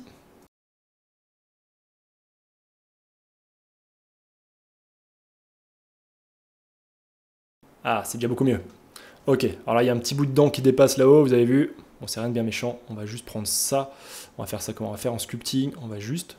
Oups. On va juste l'enfoncer. Et voilà, problème réglé. On se casse pas trop la tête, hein, vous l'avez vu, c'est vraiment... dès qu'il y a un problème, hop, on résout vite. On se fait pas trop de nœuds au cerveau. Oui, effectivement, voilà, maintenant il peut fermer la bouche. Il y en a qui le trouvent adorable, d'accord, bon bah, pourquoi pas. Allez, on va faire ressortir un peu plus ici la gencive au niveau des dents. Au contraire, je vais creuser un petit peu. Et là, vous voyez que on commence à voir quand même beaucoup de carrés. On voit vraiment les faces, ce qu'on appelle les polygones. Donc là, je vais remettre un peu plus de résolution. Donc là, pour faire ça, on va refaire un petit coup de remesher. Alors, je sais pas trop à quelle taille. On va le faire plus petit que ça. Alors, j'espère que je ne vais pas faire planter Blender. Parce que là, je ne sais pas quelle résolution j'ai choisi. J'ai peut-être choisi un nombre énormissime sans m'en rendre compte. Et je pense que c'est le cas, vu le temps qu'il met à charger. On va voir. Ça me permet en tout cas de me tourner un petit peu vers le chat. Alors, est-ce que je fais des promos pour Black Friday? Alors oui, il y aura bientôt des promos, effectivement. Alors, on va le laisser calculer encore un peu Blender, mais je pense que c'est moi qui ai fait une erreur. Là, je pense que je lui ai mis un nombre une résolution absolument faramineuse sans m'en rendre compte. J'en profite pour répondre un peu aux questions que vous m'avez posées depuis le début. Est-ce qu'il faut avoir un bon PC pour Blender? Alors, oui et non. Disons que plus ton PC sera puissant, plus tu auras de confort et plus tu pourras faire du détail sur tes sculpting. Toujours. Cela dit, c'est pas non plus le truc le plus gourmand. Je pense que faire des scènes entières, jouer avec les textures, etc., c'est plus gourmand. Là, globalement, ça va. Bon, effectivement, je vais relancer Blender parce que là, je crois qu'il est en PLS. Ok, en tout cas, je vois que vous êtes toujours 300, donc il n'y a pas trop de monde qui est parti. Je vois que tout le monde veut voir la fin du Dindodinon. Dino Dindon, comment est-ce qu'on va l'appeler? J'ai l'impression que ça s'est calmé, mais dites-moi. Ouais, j'ai quand même perdu quelques petites étapes, notamment le déplacement des dents et tout ce que j'ai fait depuis. Le flamand gourou du, du Crétacé. Ok, bon, on est reparti. De toute manière, là, je vais reprendre jusqu'à 22 h. On va pas faire durer ça trop longtemps. Après, je vais quand même vous parler un petit peu des cours. Je vais répondre à vos questions. Donc, on va avancer un petit peu, mais... Yes, merci pour vos réponses. Ok, waouh, je vois toutes les réponses qui arrivent, merci. Je crois qu'il y a un gros décalage entre vous et moi depuis avant. Je vais juste finir au moins sa bouche, ce que j'avais commencé, et puis on va lui mettre quelques couleurs, tiens. Juste au moins pour vous montrer comment ça marche. Ça, c'est quand même assez marrant. Alors, c'est reparti. J'avais fait quoi? J'avais rajouté un petit peu de relief au niveau de la gencive. Voilà, on va lui rajouter un petit peu ici. Je crois que j'avais fait pareil en bas. C'est dommage d'avoir perdu ces petits détails que j'avais rajoutés, mais bon. Les aléas de live, ça arrive. Hop, on en remet un petit peu ici. Ok, on va creuser un petit peu le dessous, parce que là, ça fait vraiment semelle de chaussure. Ouais, on dirait vraiment une botte. On va creuser sa bouche. On va pas aller trop loin non plus.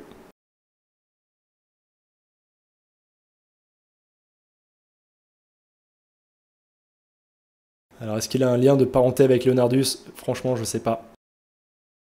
Faut demander à l'intéressé, je vois qu'il est dans le chat. Hein. Apparemment, Leonardus nous a rejoint depuis déjà un bon petit moment. Moi, je pense que ça pourrait être sa monture, mais à vous de me dire. Voilà, je creuse encore un petit peu. Vous allez voir que ça va quand même tout de suite apporter un petit truc, un aspect un peu plus fini, on va dire, à ce petit dinosaure. Voilà, un petit coup de smooth. Ploup. Et voilà. Ah, ça commence à être mieux. Et là, j'avais commencé à rajouter les petits détails ici. Donc on y va, on creuse ici, on rajoute là. Ce que je peux faire aussi, c'est un petit shade smooth. Voilà. Et c'est reparti.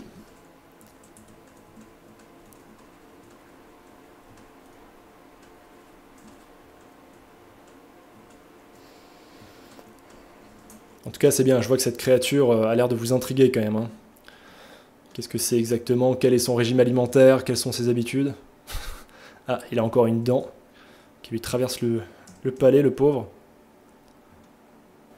Voilà, cette dent-là aussi, on va la faire ressortir un peu plus, soyons fous.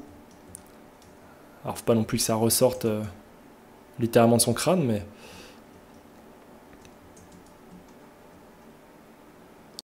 Alors, il y a une très bonne question. Est-ce qu'il y a une résolution du nombre de polygones à choisir selon son PC sur Blender? Oui, complètement.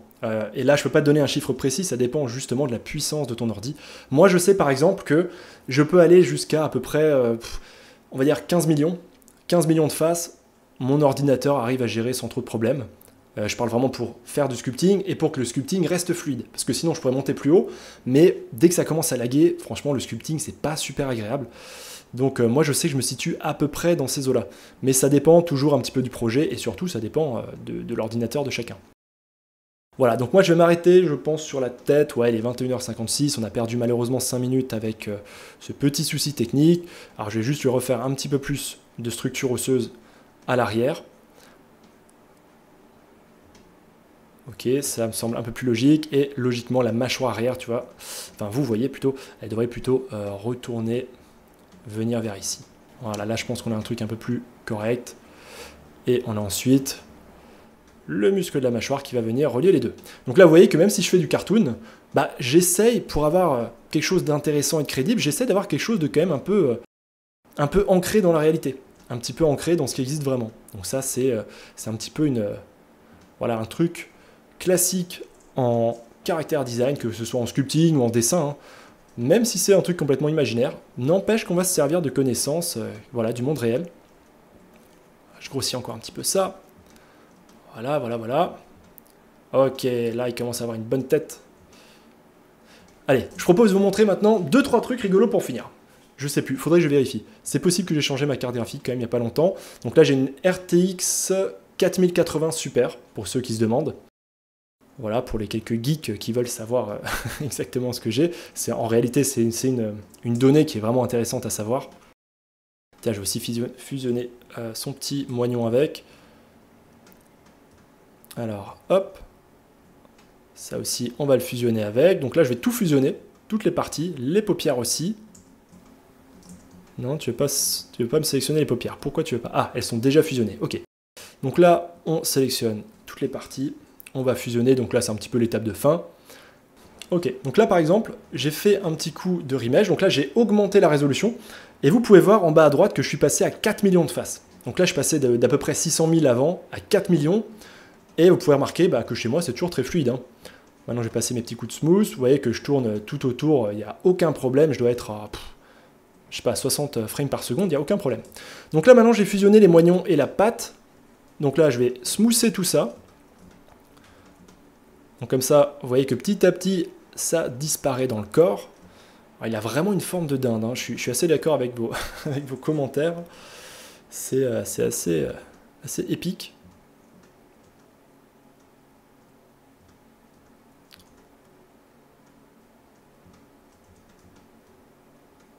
Et voilà, je vais reculer un petit peu cette partie.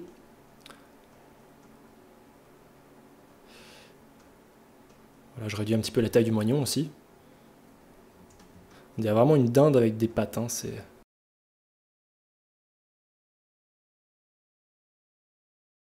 Voilà, je recule un petit peu ça, histoire qu'il ait quand même un petit peu une forme de dinosaure. Ok, on lui remet un petit peu de volume au centre. On arrive au bout de cette démo. Et je vais quand même encore lui faire une queue. Et on va aussi lui faire quelques petites cornes, juste pour vous montrer un petit outil sympa. Alors là, je vais creuser encore un petit peu le côté pour affiner ça. Alors pas trop non plus, sinon il se passe des trucs bizarres. Voilà, là c'est très bien. Ok, je sauvegarde.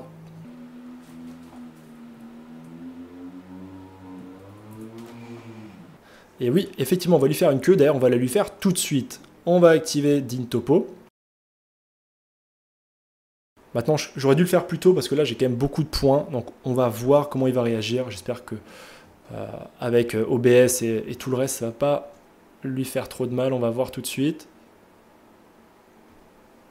Non, ça a l'air de marcher. Ok, donc je reviens en arrière. Donc là, je vais désactiver la symétrie. Et on va lui faire une petite queue qui sort de son croupion. Hein. Donc désolé, il n'y aura pas de croupion, il y aura une queue. Voilà, hop. Est-ce que c'est pas magnifique? Alors on va l'affiner au bout. Bloup. Voilà, superbe petite queue. Magnifique. On smooth un peu tout ça.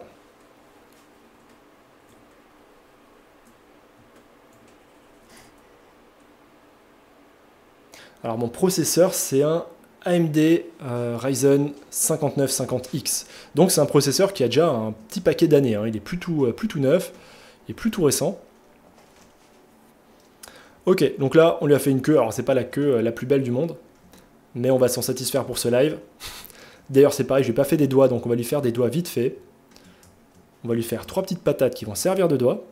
Donc on fait une petite sphère. Alors la sphère elle est là-haut, voilà. On va lui rajouter un modifier mirror. Ploup, et voilà. Ok, on a notre premier orteil, on va le replacer là où il faut. On va l'étirer un petit peu. Et voilà, là j'ai mon premier doigt. On va l'affiner, on va l'agrandir, parce qu'on veut un côté cartoon bien visible. Donc là je pense que comme ça va être pas mal. Et ensuite je vais simplement dupliquer pour en faire 3. Voilà, vous voyez que c'est pas bien compliqué. Est-ce que ça va? Vous me suivez toujours? Vous vous endormez pas?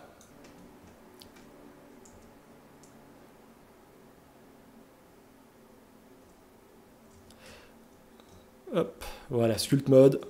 On va faire ça rapidos. On va juste lui aplatir le dessous des pattes. Alors c'est où? C'est celui du centre. Voilà, comme ça c'est un petit peu mieux.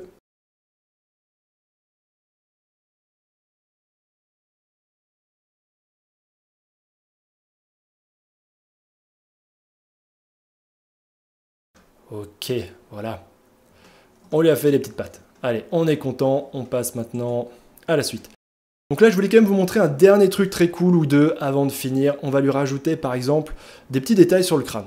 Alors pour ça, il y a un truc hyper puissant qui s'appelle les brushes VDM dans Blender.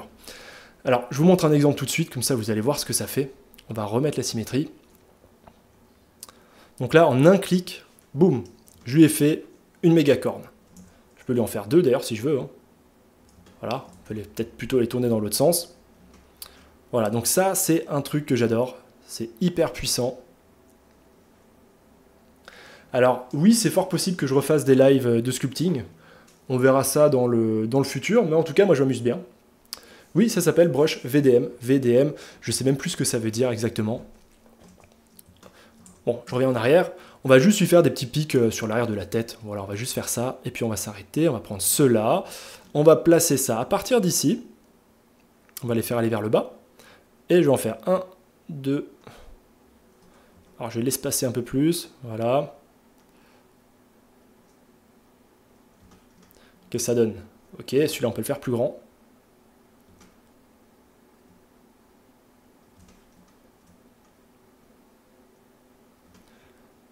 Ok, est-ce qu'il est pas cool? On va faire un petit coup de smooth. Donc là, on va enlever un petit peu de détails comme ça. Voilà, ça fera un peu plus cartoon tout de suite. Voilà le résultat. Facile, rapide, c'est tout ce qu'on aime. Une petite sauvegarde, hein, parce qu'on n'est jamais à l'abri qu'il plante, le petit coquin. Eh non, les brushes VDM, ce ne sont pas les brushes vide merde, mais effectivement, c'était bien pensé. Ok. Et maintenant, je vais vous montrer l'ajout de couleurs. Voilà, on va juste finir là-dessus, ça va prendre 2 minutes, et on s'arrête. Donc là, on va choisir l'outil Paint. Donc là, on peut faire littéralement du digital painting directement dans Blender sur notre objet 3D. Donc là, je prends une couleur, et c'est parti. On va simplement peindre dessus.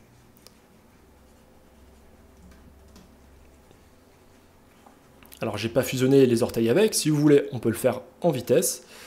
Alors, tac, tac, tac. On va aller ici.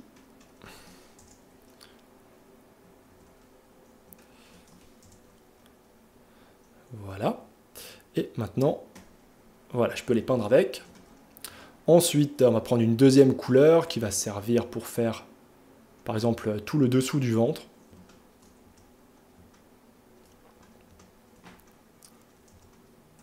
Alors VDM, effectivement, c'est Vector Displacement Brush, il me semble. Non, Mesh, oui, mais c'est le brush VDM. Donc effectivement, en fait, on fait un displacement parce que le brush VDM, c'est en fait une map. C'est une map en RVB qui permet de faire comprendre à Blender que à l'endroit où on l'active, eh ben, on va pouvoir faire monter ou baisser des points. Tiens, j'avais oublié de lui mettre du orange en dessous. Voilà, donc là vous voyez à quoi ça ressemble, hein. Je ne vais pas vous le faire en entier, là c'est vraiment juste pour vous montrer très rapidement. Mais en tout cas, comme en Digital Painting, hein, c'est vraiment sensible à la pression sur le stylet. Donc plus j'appuie faiblement, bah, plus ça va être subtil, et au contraire, plus j'appuie fort, plus je vais vraiment appliquer la couleur.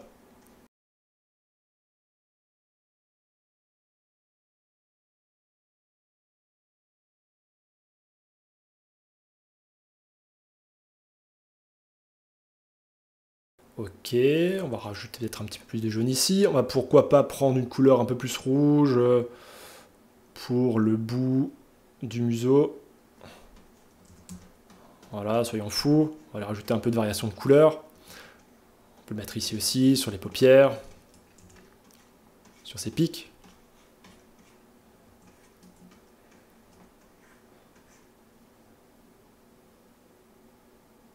Tac, inflate.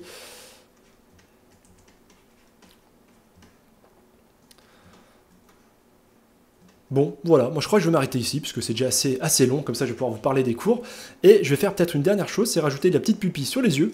On va faire pareil, on va prendre l'outil Paint, on va prendre du noir, et on va juste lui faire 2 petites pupilles. Alors là, ça manque un petit peu de résolution, donc on va rajouter plus de points. Voilà. Et on va rajouter une petite pupille, peut-être ici. Fantastique. Un vrai regard de tombeur. On va changer la couleur pour lui mettre... Voilà, une couleur un peu plus sympa. Et je pense qu'on va pouvoir s'arrêter ici. Voilà pour ce petit personnage. On va reprendre toutes les dents. On va leur mettre une petite couleur jaune et puis on aura fini. En tout cas, dites-moi déjà dans le chat, est-ce que ça vous a intéressé? Est-ce que vous avez trouvé ça intéressant ou pas du tout? Sculpt mode. Voilà, comme ça marche mieux, ça va être plus rapide.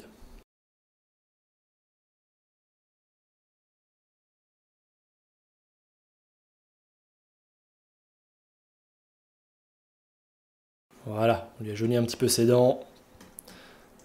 Le travail est fait. Allez, fin de cette démo. Ah, quelle belle créature. Donc là, évidemment, l'étape suivante, ce serait de peaufiner un petit peu le sculpting. D'ailleurs, je vois qu'il a perdu ses paupières, tiens. Vous voyez qu'il en manque une de l'autre côté, donc il faudrait corriger ça. On va pas le faire maintenant. Mais en tout cas, voilà, c'était en un petit peu moins d'une heure. En plus, on a eu 5 minutes de crash. Encore désolé pour le petit souci. Ça peut arriver que Blender crash lorsque vraiment on fait des choses qu'il n'aime pas, notamment qu'il y a trop de points.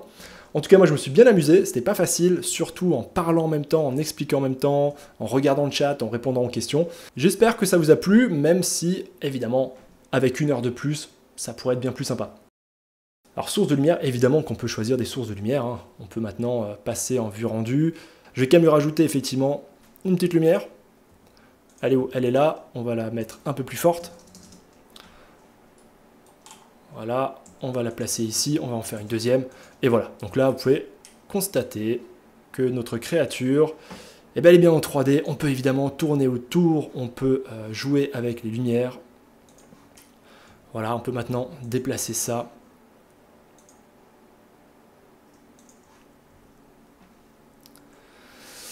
Et évidemment, ça, c'était fait en à peu près 50 minutes. Donc imaginez ce que vous faites, ce que vous pourriez faire, pardon, en l'espace de 3 ou 4 heures. Sincèrement, c'est du délire. Moi, j'adore ce petit outil.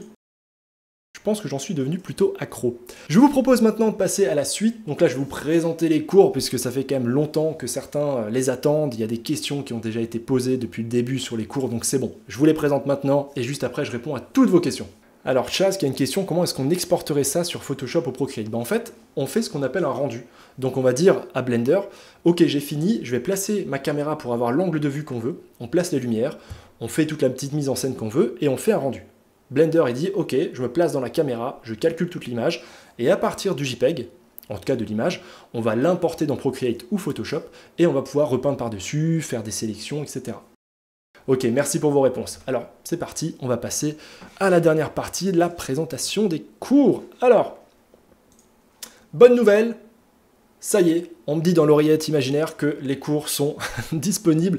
Donc direction digitalpainting.school/cours. Donc vous allez sur la page cours. Normalement, ils ont dû apparaître. Il y a encore 2-3 choses à fignoler sur la page de présentation des cours, mais grosso modo, les informations y sont. Normalement, vous voyez à nouveau mon écran. Donc là, je suis sur la page de présentation des cours. Hein. Il y a plein d'informations, vous irez voir.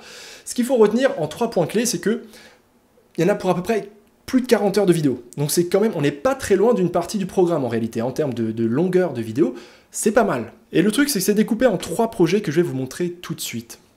Hop, on a ici le premier projet. Donc c'est ce petit T-Rex cartoon, juste ici. Voilà, je vais vous montrer en grand, en meilleure qualité. Voilà, ça c'est le premier projet. Vous voyez que c'est très proche de ce qu'on a fait ensemble.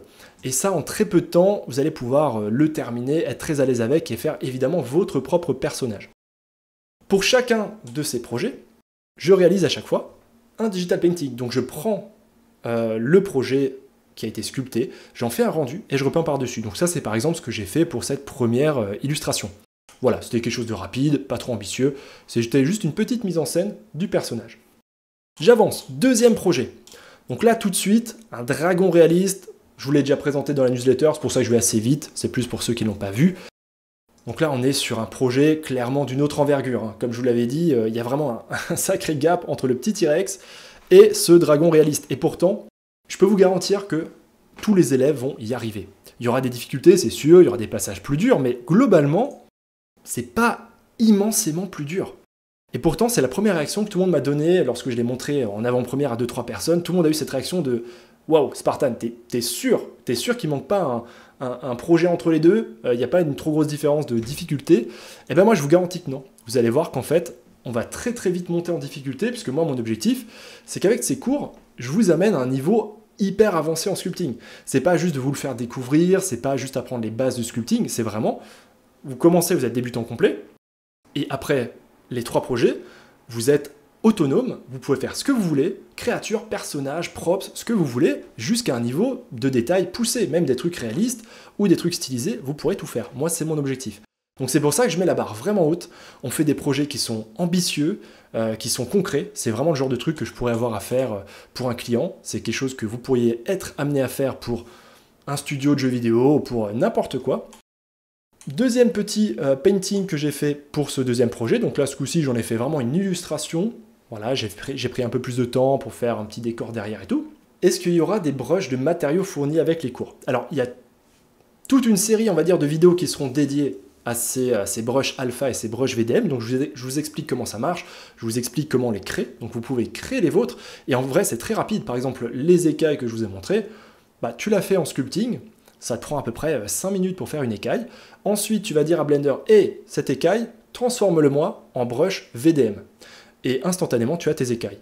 Mais, et ça je comptais pas vous le dire, mais puisque tu poses la question, j'ai en fait la personne qui a fait, l'artiste qui a fait les brushes que j'ai montré juste avant, donc les brushes avec les pics, les écailles, c'est un artiste européen qui a fait ça, et en fait je suis allé le contacter parce que j'ai tellement aimé son pack de brushes que je suis allé négocier auprès de lui pour en fait avoir un code promo pour les élèves. Donc ça c'est inclus dans les cours, vous avez un petit code promo de réduction et ça coûte pas cher, je crois qu'il y en a pour quelque chose comme 6 €, et vous avez une trentaine de brushes, d'écailles, de pics, et c'est d'ailleurs exactement ce qui a servi pour faire ce projet. Donc là je fais pause, là vous pouvez voir toutes les écailles donc, qui sont sur ses cuisses, sur son dos, tout ça, ça a justement été fait avec ces brushes. Donc j'ai vraiment essayé de vous faciliter le travail partout où je voulais. Je suis même allé jusqu'à contacter un artiste justement qui crée des packs de brushes pour essayer de vous négocier une petite réduction pour que vous puissiez suivre les cours avec les mêmes, éventuellement on va dire les mêmes brushes que moi.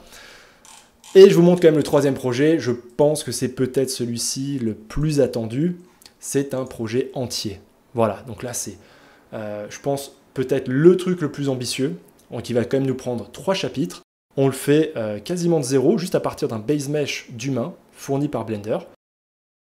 Voilà, et on va aller vraiment jusqu'à créer tous les vêtements. On va faire les pièces d'armure, on va faire le marteau, les cheveux, la barbe, on va poser des lumières, on va rajouter des couleurs en les peignant par-dessus, on va faire les matériaux pour l'or. Bref, c'est un super projet, moi je me suis éclaté à l'enregistrer, vraiment j'ai pris beaucoup de plaisir. Et comme vous le voyez, je vous refais un petit coup de play. Vous voyez ce petit projet, si je vous remontre ce projet-là que je vous ai montré précédemment, Voilà, il y a la petite vidéo où ça tourne autour, on est exactement sur la même typologie de projet. La seule différence, c'est que cet artiste, lui, il a passé sûrement un peu plus de temps que moi, puisque moi je l'ai fait pour que ça rentre pile poil dans 3 chapitres, mais vous passez une journée de plus dessus, et vous pouvez aller un peu plus loin dans les détails, et vous pourrez vraiment avoir exactement ce même type de personnage. C'est pareil, c'est les mêmes techniques, c'est le même process. Moi, je sais que le personnage, a priori, il y avait beaucoup d'attentes dessus. Je vous avais envoyé un petit sondage. Vous avez été nombreux à répondre et je vous en remercie. Et c'est vrai que je crois que c'était à 60%. Le projet des 3 projets qui vous intéressait le plus, c'était celui-ci. Je crois que c'était à 55 ou 60%, et pas très loin derrière, il y avait le dragon. Donc ça, c'est le petit concept art final que j'ai fait à partir de ce projet. Voilà. Donc j'ai simplement pris le rendu, j'ai repeint par-dessus pour fignoler un petit peu, avoir un petit rendu un peu plus painting, même si là on le verra pas trop bien, je pense, à cause de la compression vidéo. Ok, Ronan aussi, je suis un chara designer en devenir. Bah oui, alors clairement pour le chara design, moi je suis persuadé que c'est le futur. Peut-être pas tous les artistes vont utiliser la 3D ou du sculpting, mais moi ça fait quelques années que je vois vraiment l'essor dans le character design des outils de sculpting et même de hard surface, de modélisation 3D.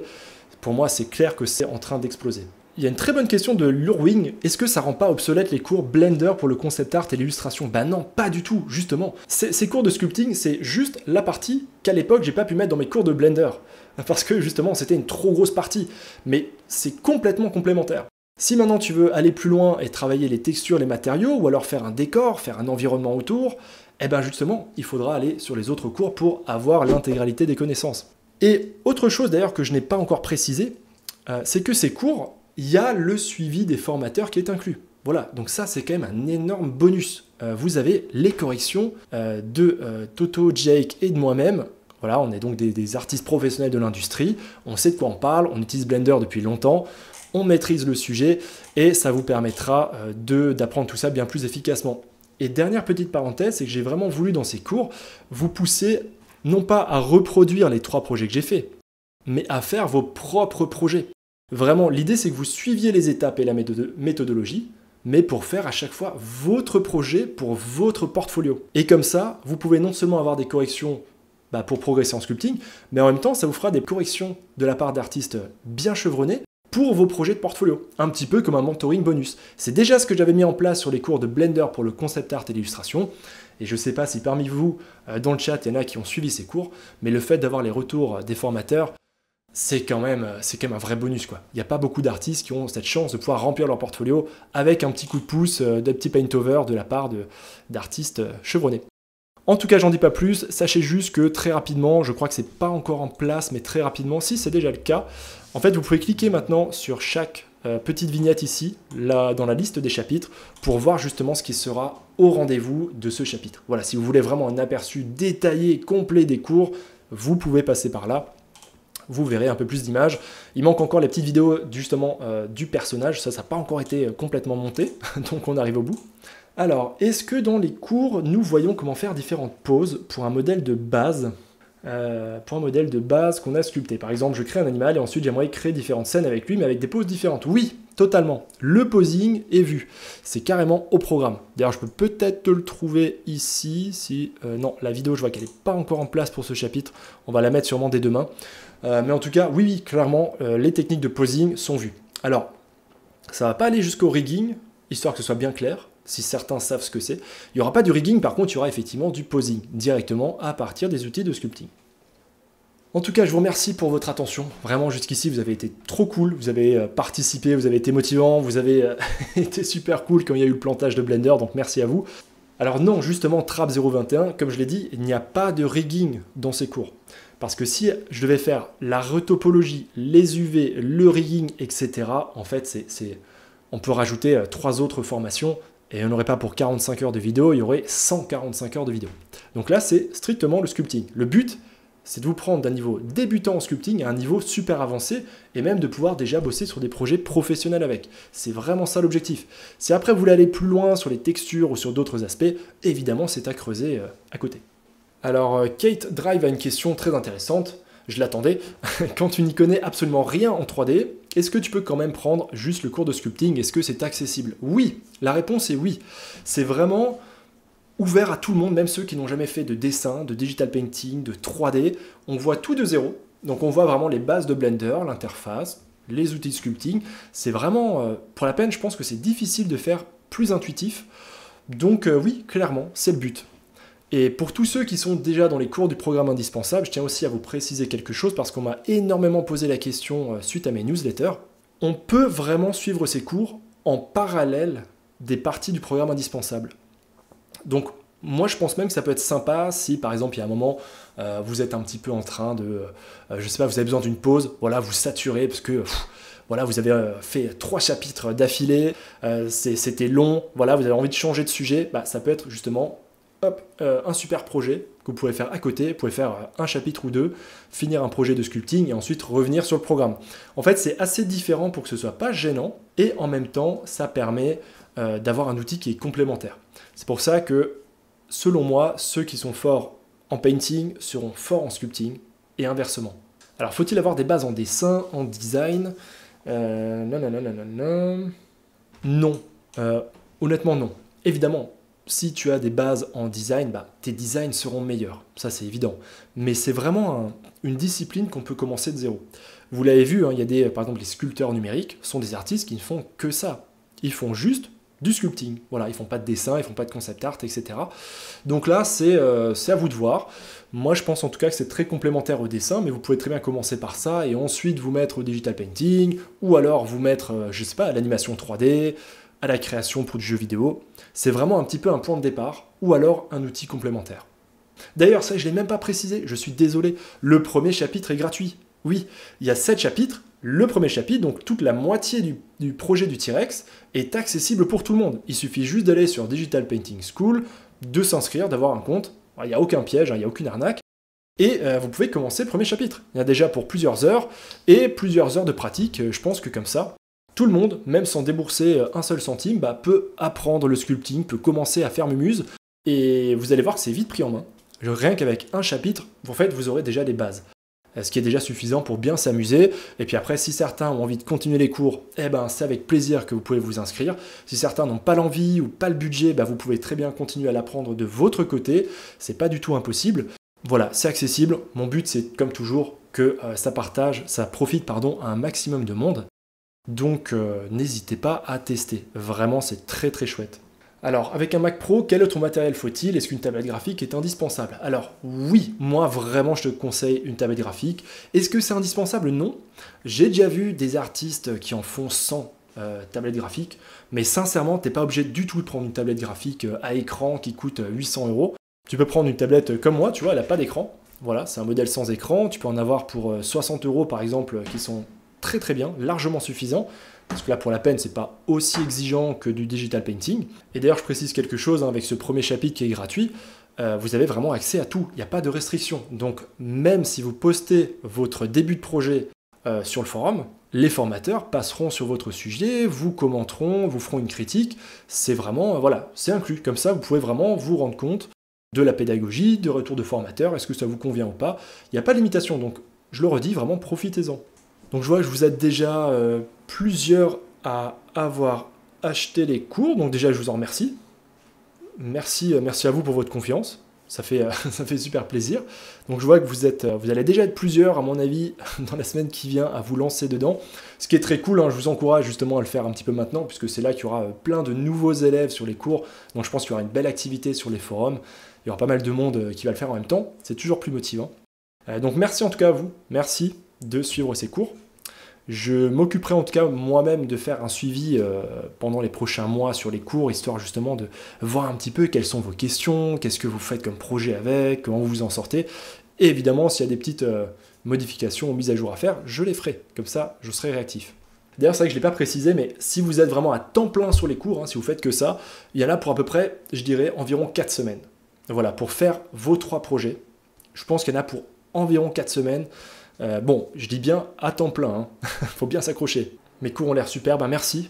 J'ai passé à peu près, pour vous raconter un petit peu leur histoire quand même, je crois que je les ai commencés au mois d'avril, et j'ai concrètement commencé à enregistrer, je crois que c'était en mai ou en juin, donc juin, juillet, août, septembre, octobre, novembre, donc ça fait 6 mois. Voilà, donc ça fait vraiment 6 mois que je suis dans l'enregistrement, et ça fait à peu près 7-8 mois que je les ai commencés.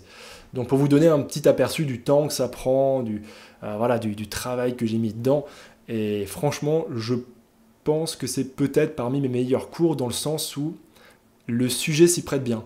Le sculpting, ça a vraiment un côté très instinctif, très amusant, c'est très créatif. Donc c'est pour ça que je pense que c'est des cours qui peuvent vraiment plaire à un grand nombre et être très satisfaisants. De toute façon, vous l'avez vu pendant le live, ça a un côté satisfaisant. On prend vite plaisir et je pense que pour le temps que vous allez investir dedans, pour votre, on va dire votre level up en termes de niveau artistique, je pense que c'est assez incomparable. Si vous faites souvent des personnages ou des créatures, je pense qu'il y aura un avant et un après. D'ailleurs, ça a été mon cas, on peut le voir sur ma galerie. Je vous remercie au passage. Alors, je vois qu'il y a d'autres élèves qui ont rejoint les cours entre-temps. Voilà, là, il y a 5-6 élèves de plus depuis avant. Donc, merci à vous, bienvenue sur les cours. On va sûrement se revoir dès la semaine prochaine sur les forums. Moi, j'ai hâte de voir les projets que vous allez faire. C'est vraiment ce qui me travaille, parce que ça fait des mois que je suis sur ces cours, que j'imagine tout ça, j'essaie de vous expliquer chaque étape pour être sûr que vous pourrez bien la reprendre pour vos propres projets. Donc là, j'ai qu'une envie, c'est de voir ce que vous allez créer. Peut-on changer les émotions facilement sur un personnage? Très bonne question. Alors ça dépend ce que tu appelles changer les émotions. Globalement, j'ai envie de te dire oui, ça va passer généralement par deux choses principales. La première, ça va être la pose du personnage. Un personnage qui est juste comme ça, bon bah il est un peu neutre, il n'est pas super émotif. Par contre, s'il est énervé, on va venir lui mettre une pose énervée. Donc tout de suite, il va dégager plus d'émotion et plus d'énergie. Donc première chose, c'est la pose. Et deuxième chose, c'est l'expression du visage. Et justement, c'est assez intéressant parce que dans le troisième projet, celui du personnage, eh ben, on voit comment sculpter le visage. On le sculpte vraiment à partir de la base qui est la base de Blender. On va le sculpter dans un style stylisé. On va justement accentuer son expression. Et je montre d'ailleurs justement, est-ce que je peux peut-être vous retrouver... Voilà, donc là je pense que vous voyez normalement le lecteur vidéo, donc ça c'est un extrait des cours. Donc là c'est le moment où on est justement en train de faire le visage du personnage. Donc vous voyez en bas à gauche qu'il y a ma super tête. Alors attendez, logiquement il y a ma webcam juste devant, je vais essayer de déplacer ça, voilà.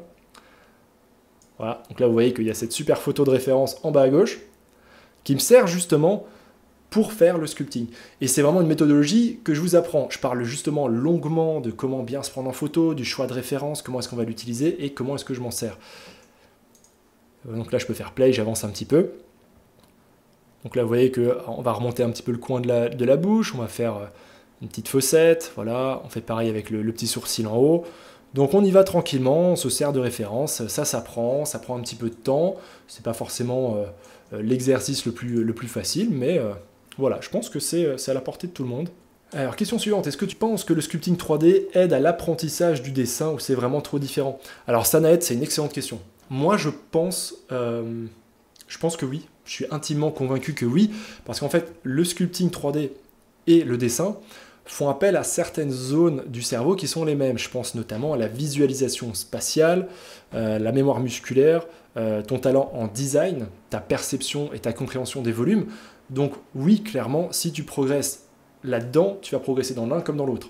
D'ailleurs, pour la petite anecdote, moi j'avais une proche à moi qui faisait du sculpting, qui était en train de l'apprendre par elle-même.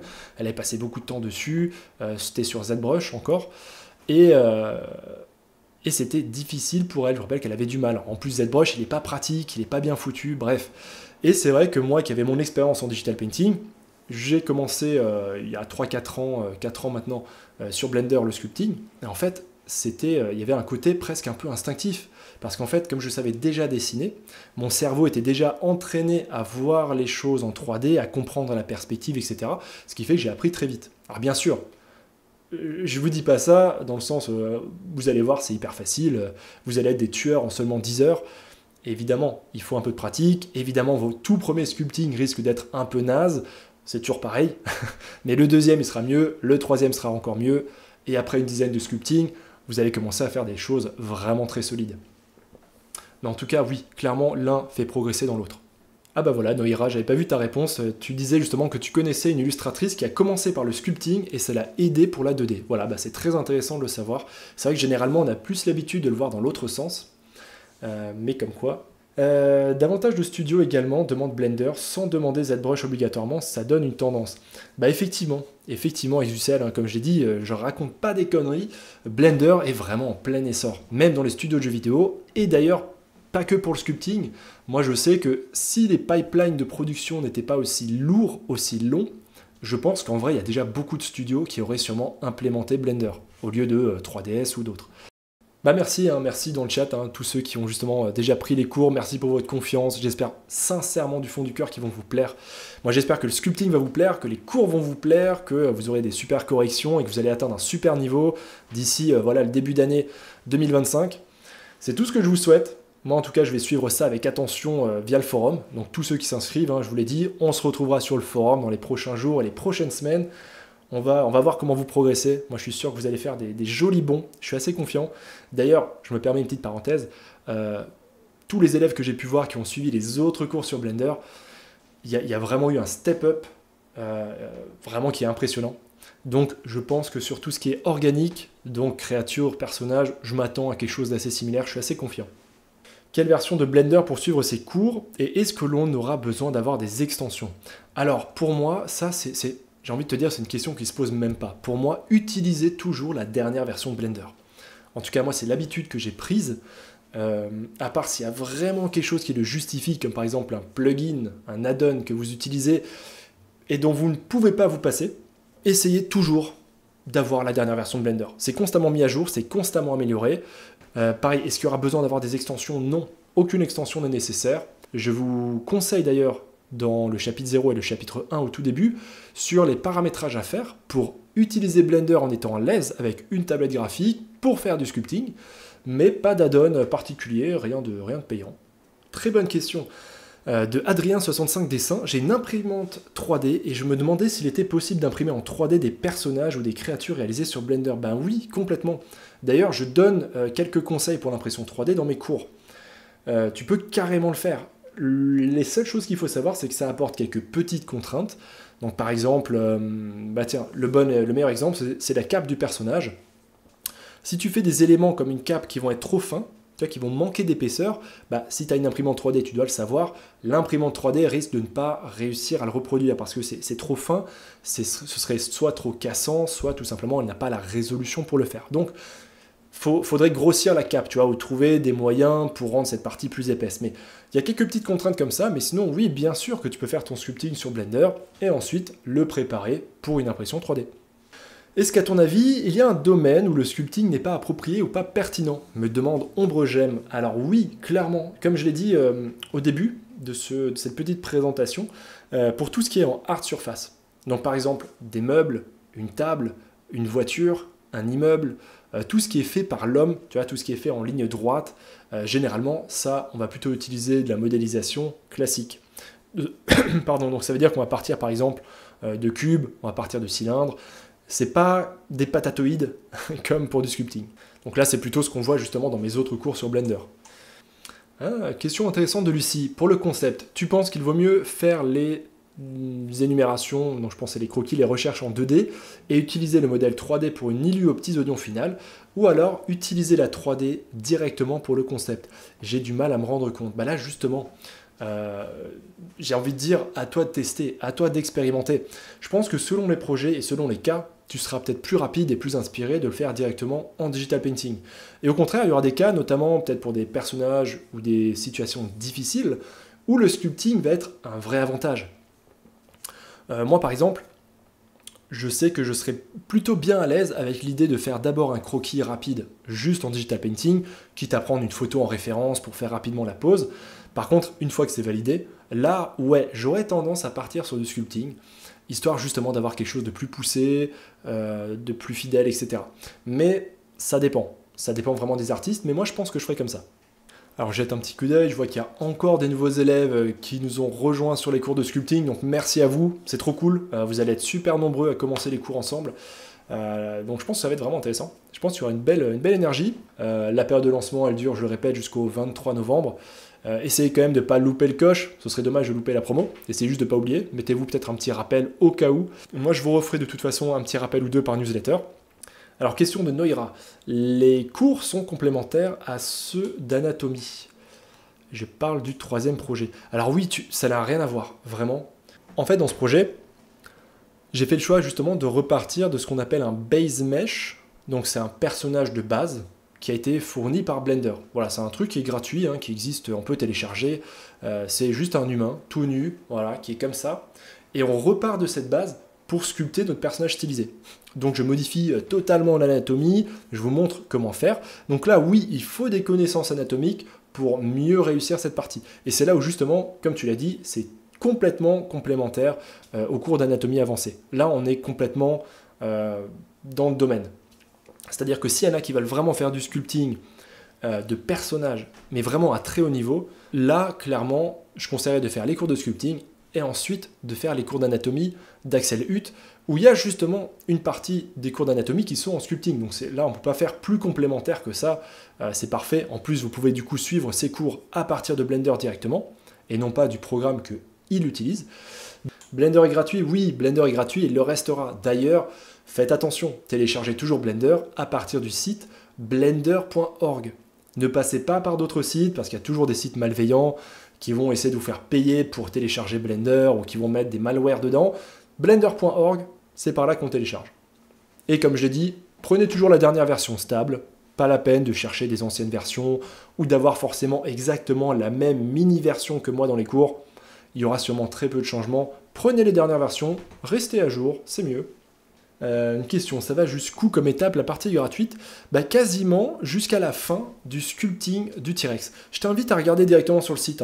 Vas-y, ça va te prendre 1 minute, le temps de trouver la page de chapitre, tu regardes jusqu'où on va, mais quasiment jusqu'à la fin du sculpting. Ce qui restera dans le chapitre suivant, ce sera quelques dernières petites étapes. Le vertex painting, on va rajouter couleur. Ensuite, il y aura la préparation pour le rendu, le placement des lumières, l'animation 360 degrés, l'étape de paint over, voilà. Mais en tout cas, dans le premier chapitre, il y a déjà quasiment tout le sculpting. Comme je l'ai dit, mon but, c'est que rien qu'avec le chapitre gratuit, vous puissiez déjà apprendre juste les bases des outils de sculpting. Vous pouvez déjà commencer à faire des trucs simples avec et vous faire plaisir. Voilà. Donc, je t'invite à regarder. Tu verras par toi-même. Alors, Rookie qui a une autre question. Est-ce qu'on apprend à coloriser les projets?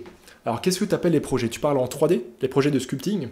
Parce que si c'est ça, oui. Tout ce que j'ai montré là sur les projets 1, 2 et 3, on peut voir que à chaque fois, les sculptings sont en couleur. Ce sont des couleurs qui ont été rajoutées sur Blender, en peignant par-dessus. Donc ça, c'est vu. Par contre, un cours théorique sur la couleur, donc théorie des couleurs, complémentarité, palette de couleurs, schéma de couleurs, etc.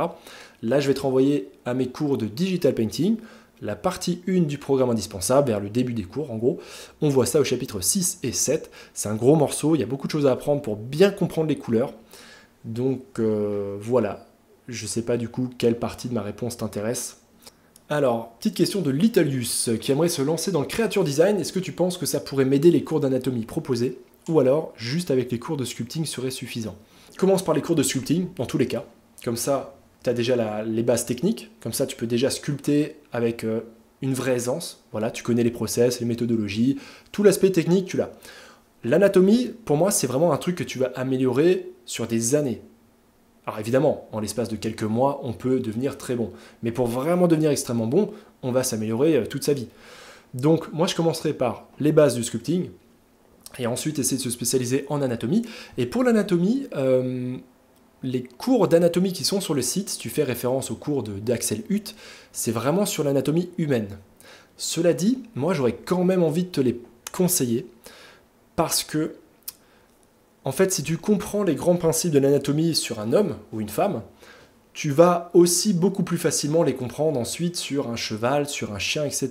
Il y a vraiment une logique en fait dans le squelette, dans le placement des muscles, dans les poses, comment le corps interagit et bouge.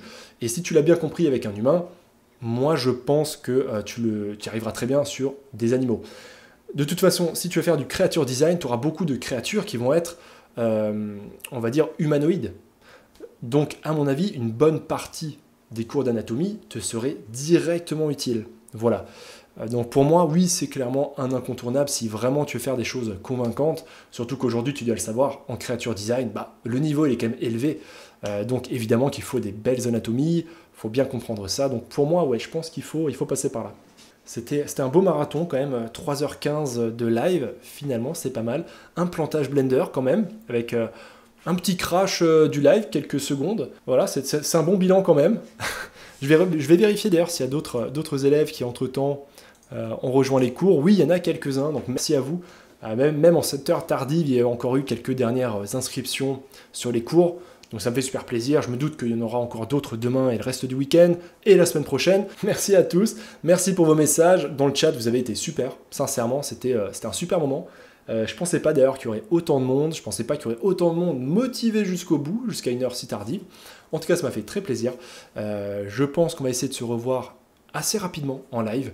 Alors là, fin novembre et décembre, ça va être très chargé, mais je pense que dès janvier, on va se revoir. Je ne sais pas encore si ce sera une interview, si ce sera un digital painting, si ce sera pour du sculpting, pour une autre occasion. Je ne sais pas encore, mais ce qui est sûr, c'est qu'on va en refaire. Merci à Chaz, Anslad, Johan qui ont donné un vrai coup de main. Même Larvemaster, j'ai vu, qui est aussi dans l'équipe de DPS, qui a filé un petit coup de main. Donc merci à tous. Merci Erinor aussi, je crois qu'elle était, je ne sais plus si elle est encore là, mais en tout cas je l'ai vu passer. Et je terminerai ce live pour remercier l'équipe de DPS qui m'a aidé ces derniers jours. Vous n'avez même pas idée comme on a charbonné toute la semaine, que ce soit Johan qui m'a aidé sur plein de trucs, que ce soit Valentin, que ce soit Cédric et Thomas, les deux développeurs aussi. Donc c'était un beau travail d'équipe. Tout le monde a vraiment donné du sien pour que ce live se passe, pour que les cours puissent sortir. Il nous reste d'ailleurs encore beaucoup de travail dans les prochains jours pour finir les dernières vidéos, pour fignoler certaines choses sur la page de présentation des cours. Voilà, il y a encore un petit peu de travail. Mais on a réussi, le bébé est sorti. Moi j'ai hâte de voir vos premiers projets, premier projet de sculpting. Bonne nuit à tous, merci, vous avez été super. Et puis je vous dis à tous, à très vite. Voilà, soit sur les forums de sculpting, soit sur DPS, soit dans un prochain live. A plus.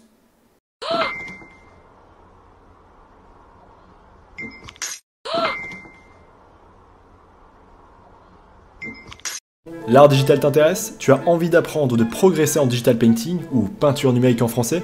Je t'invite à aller sur digitalpainting.school.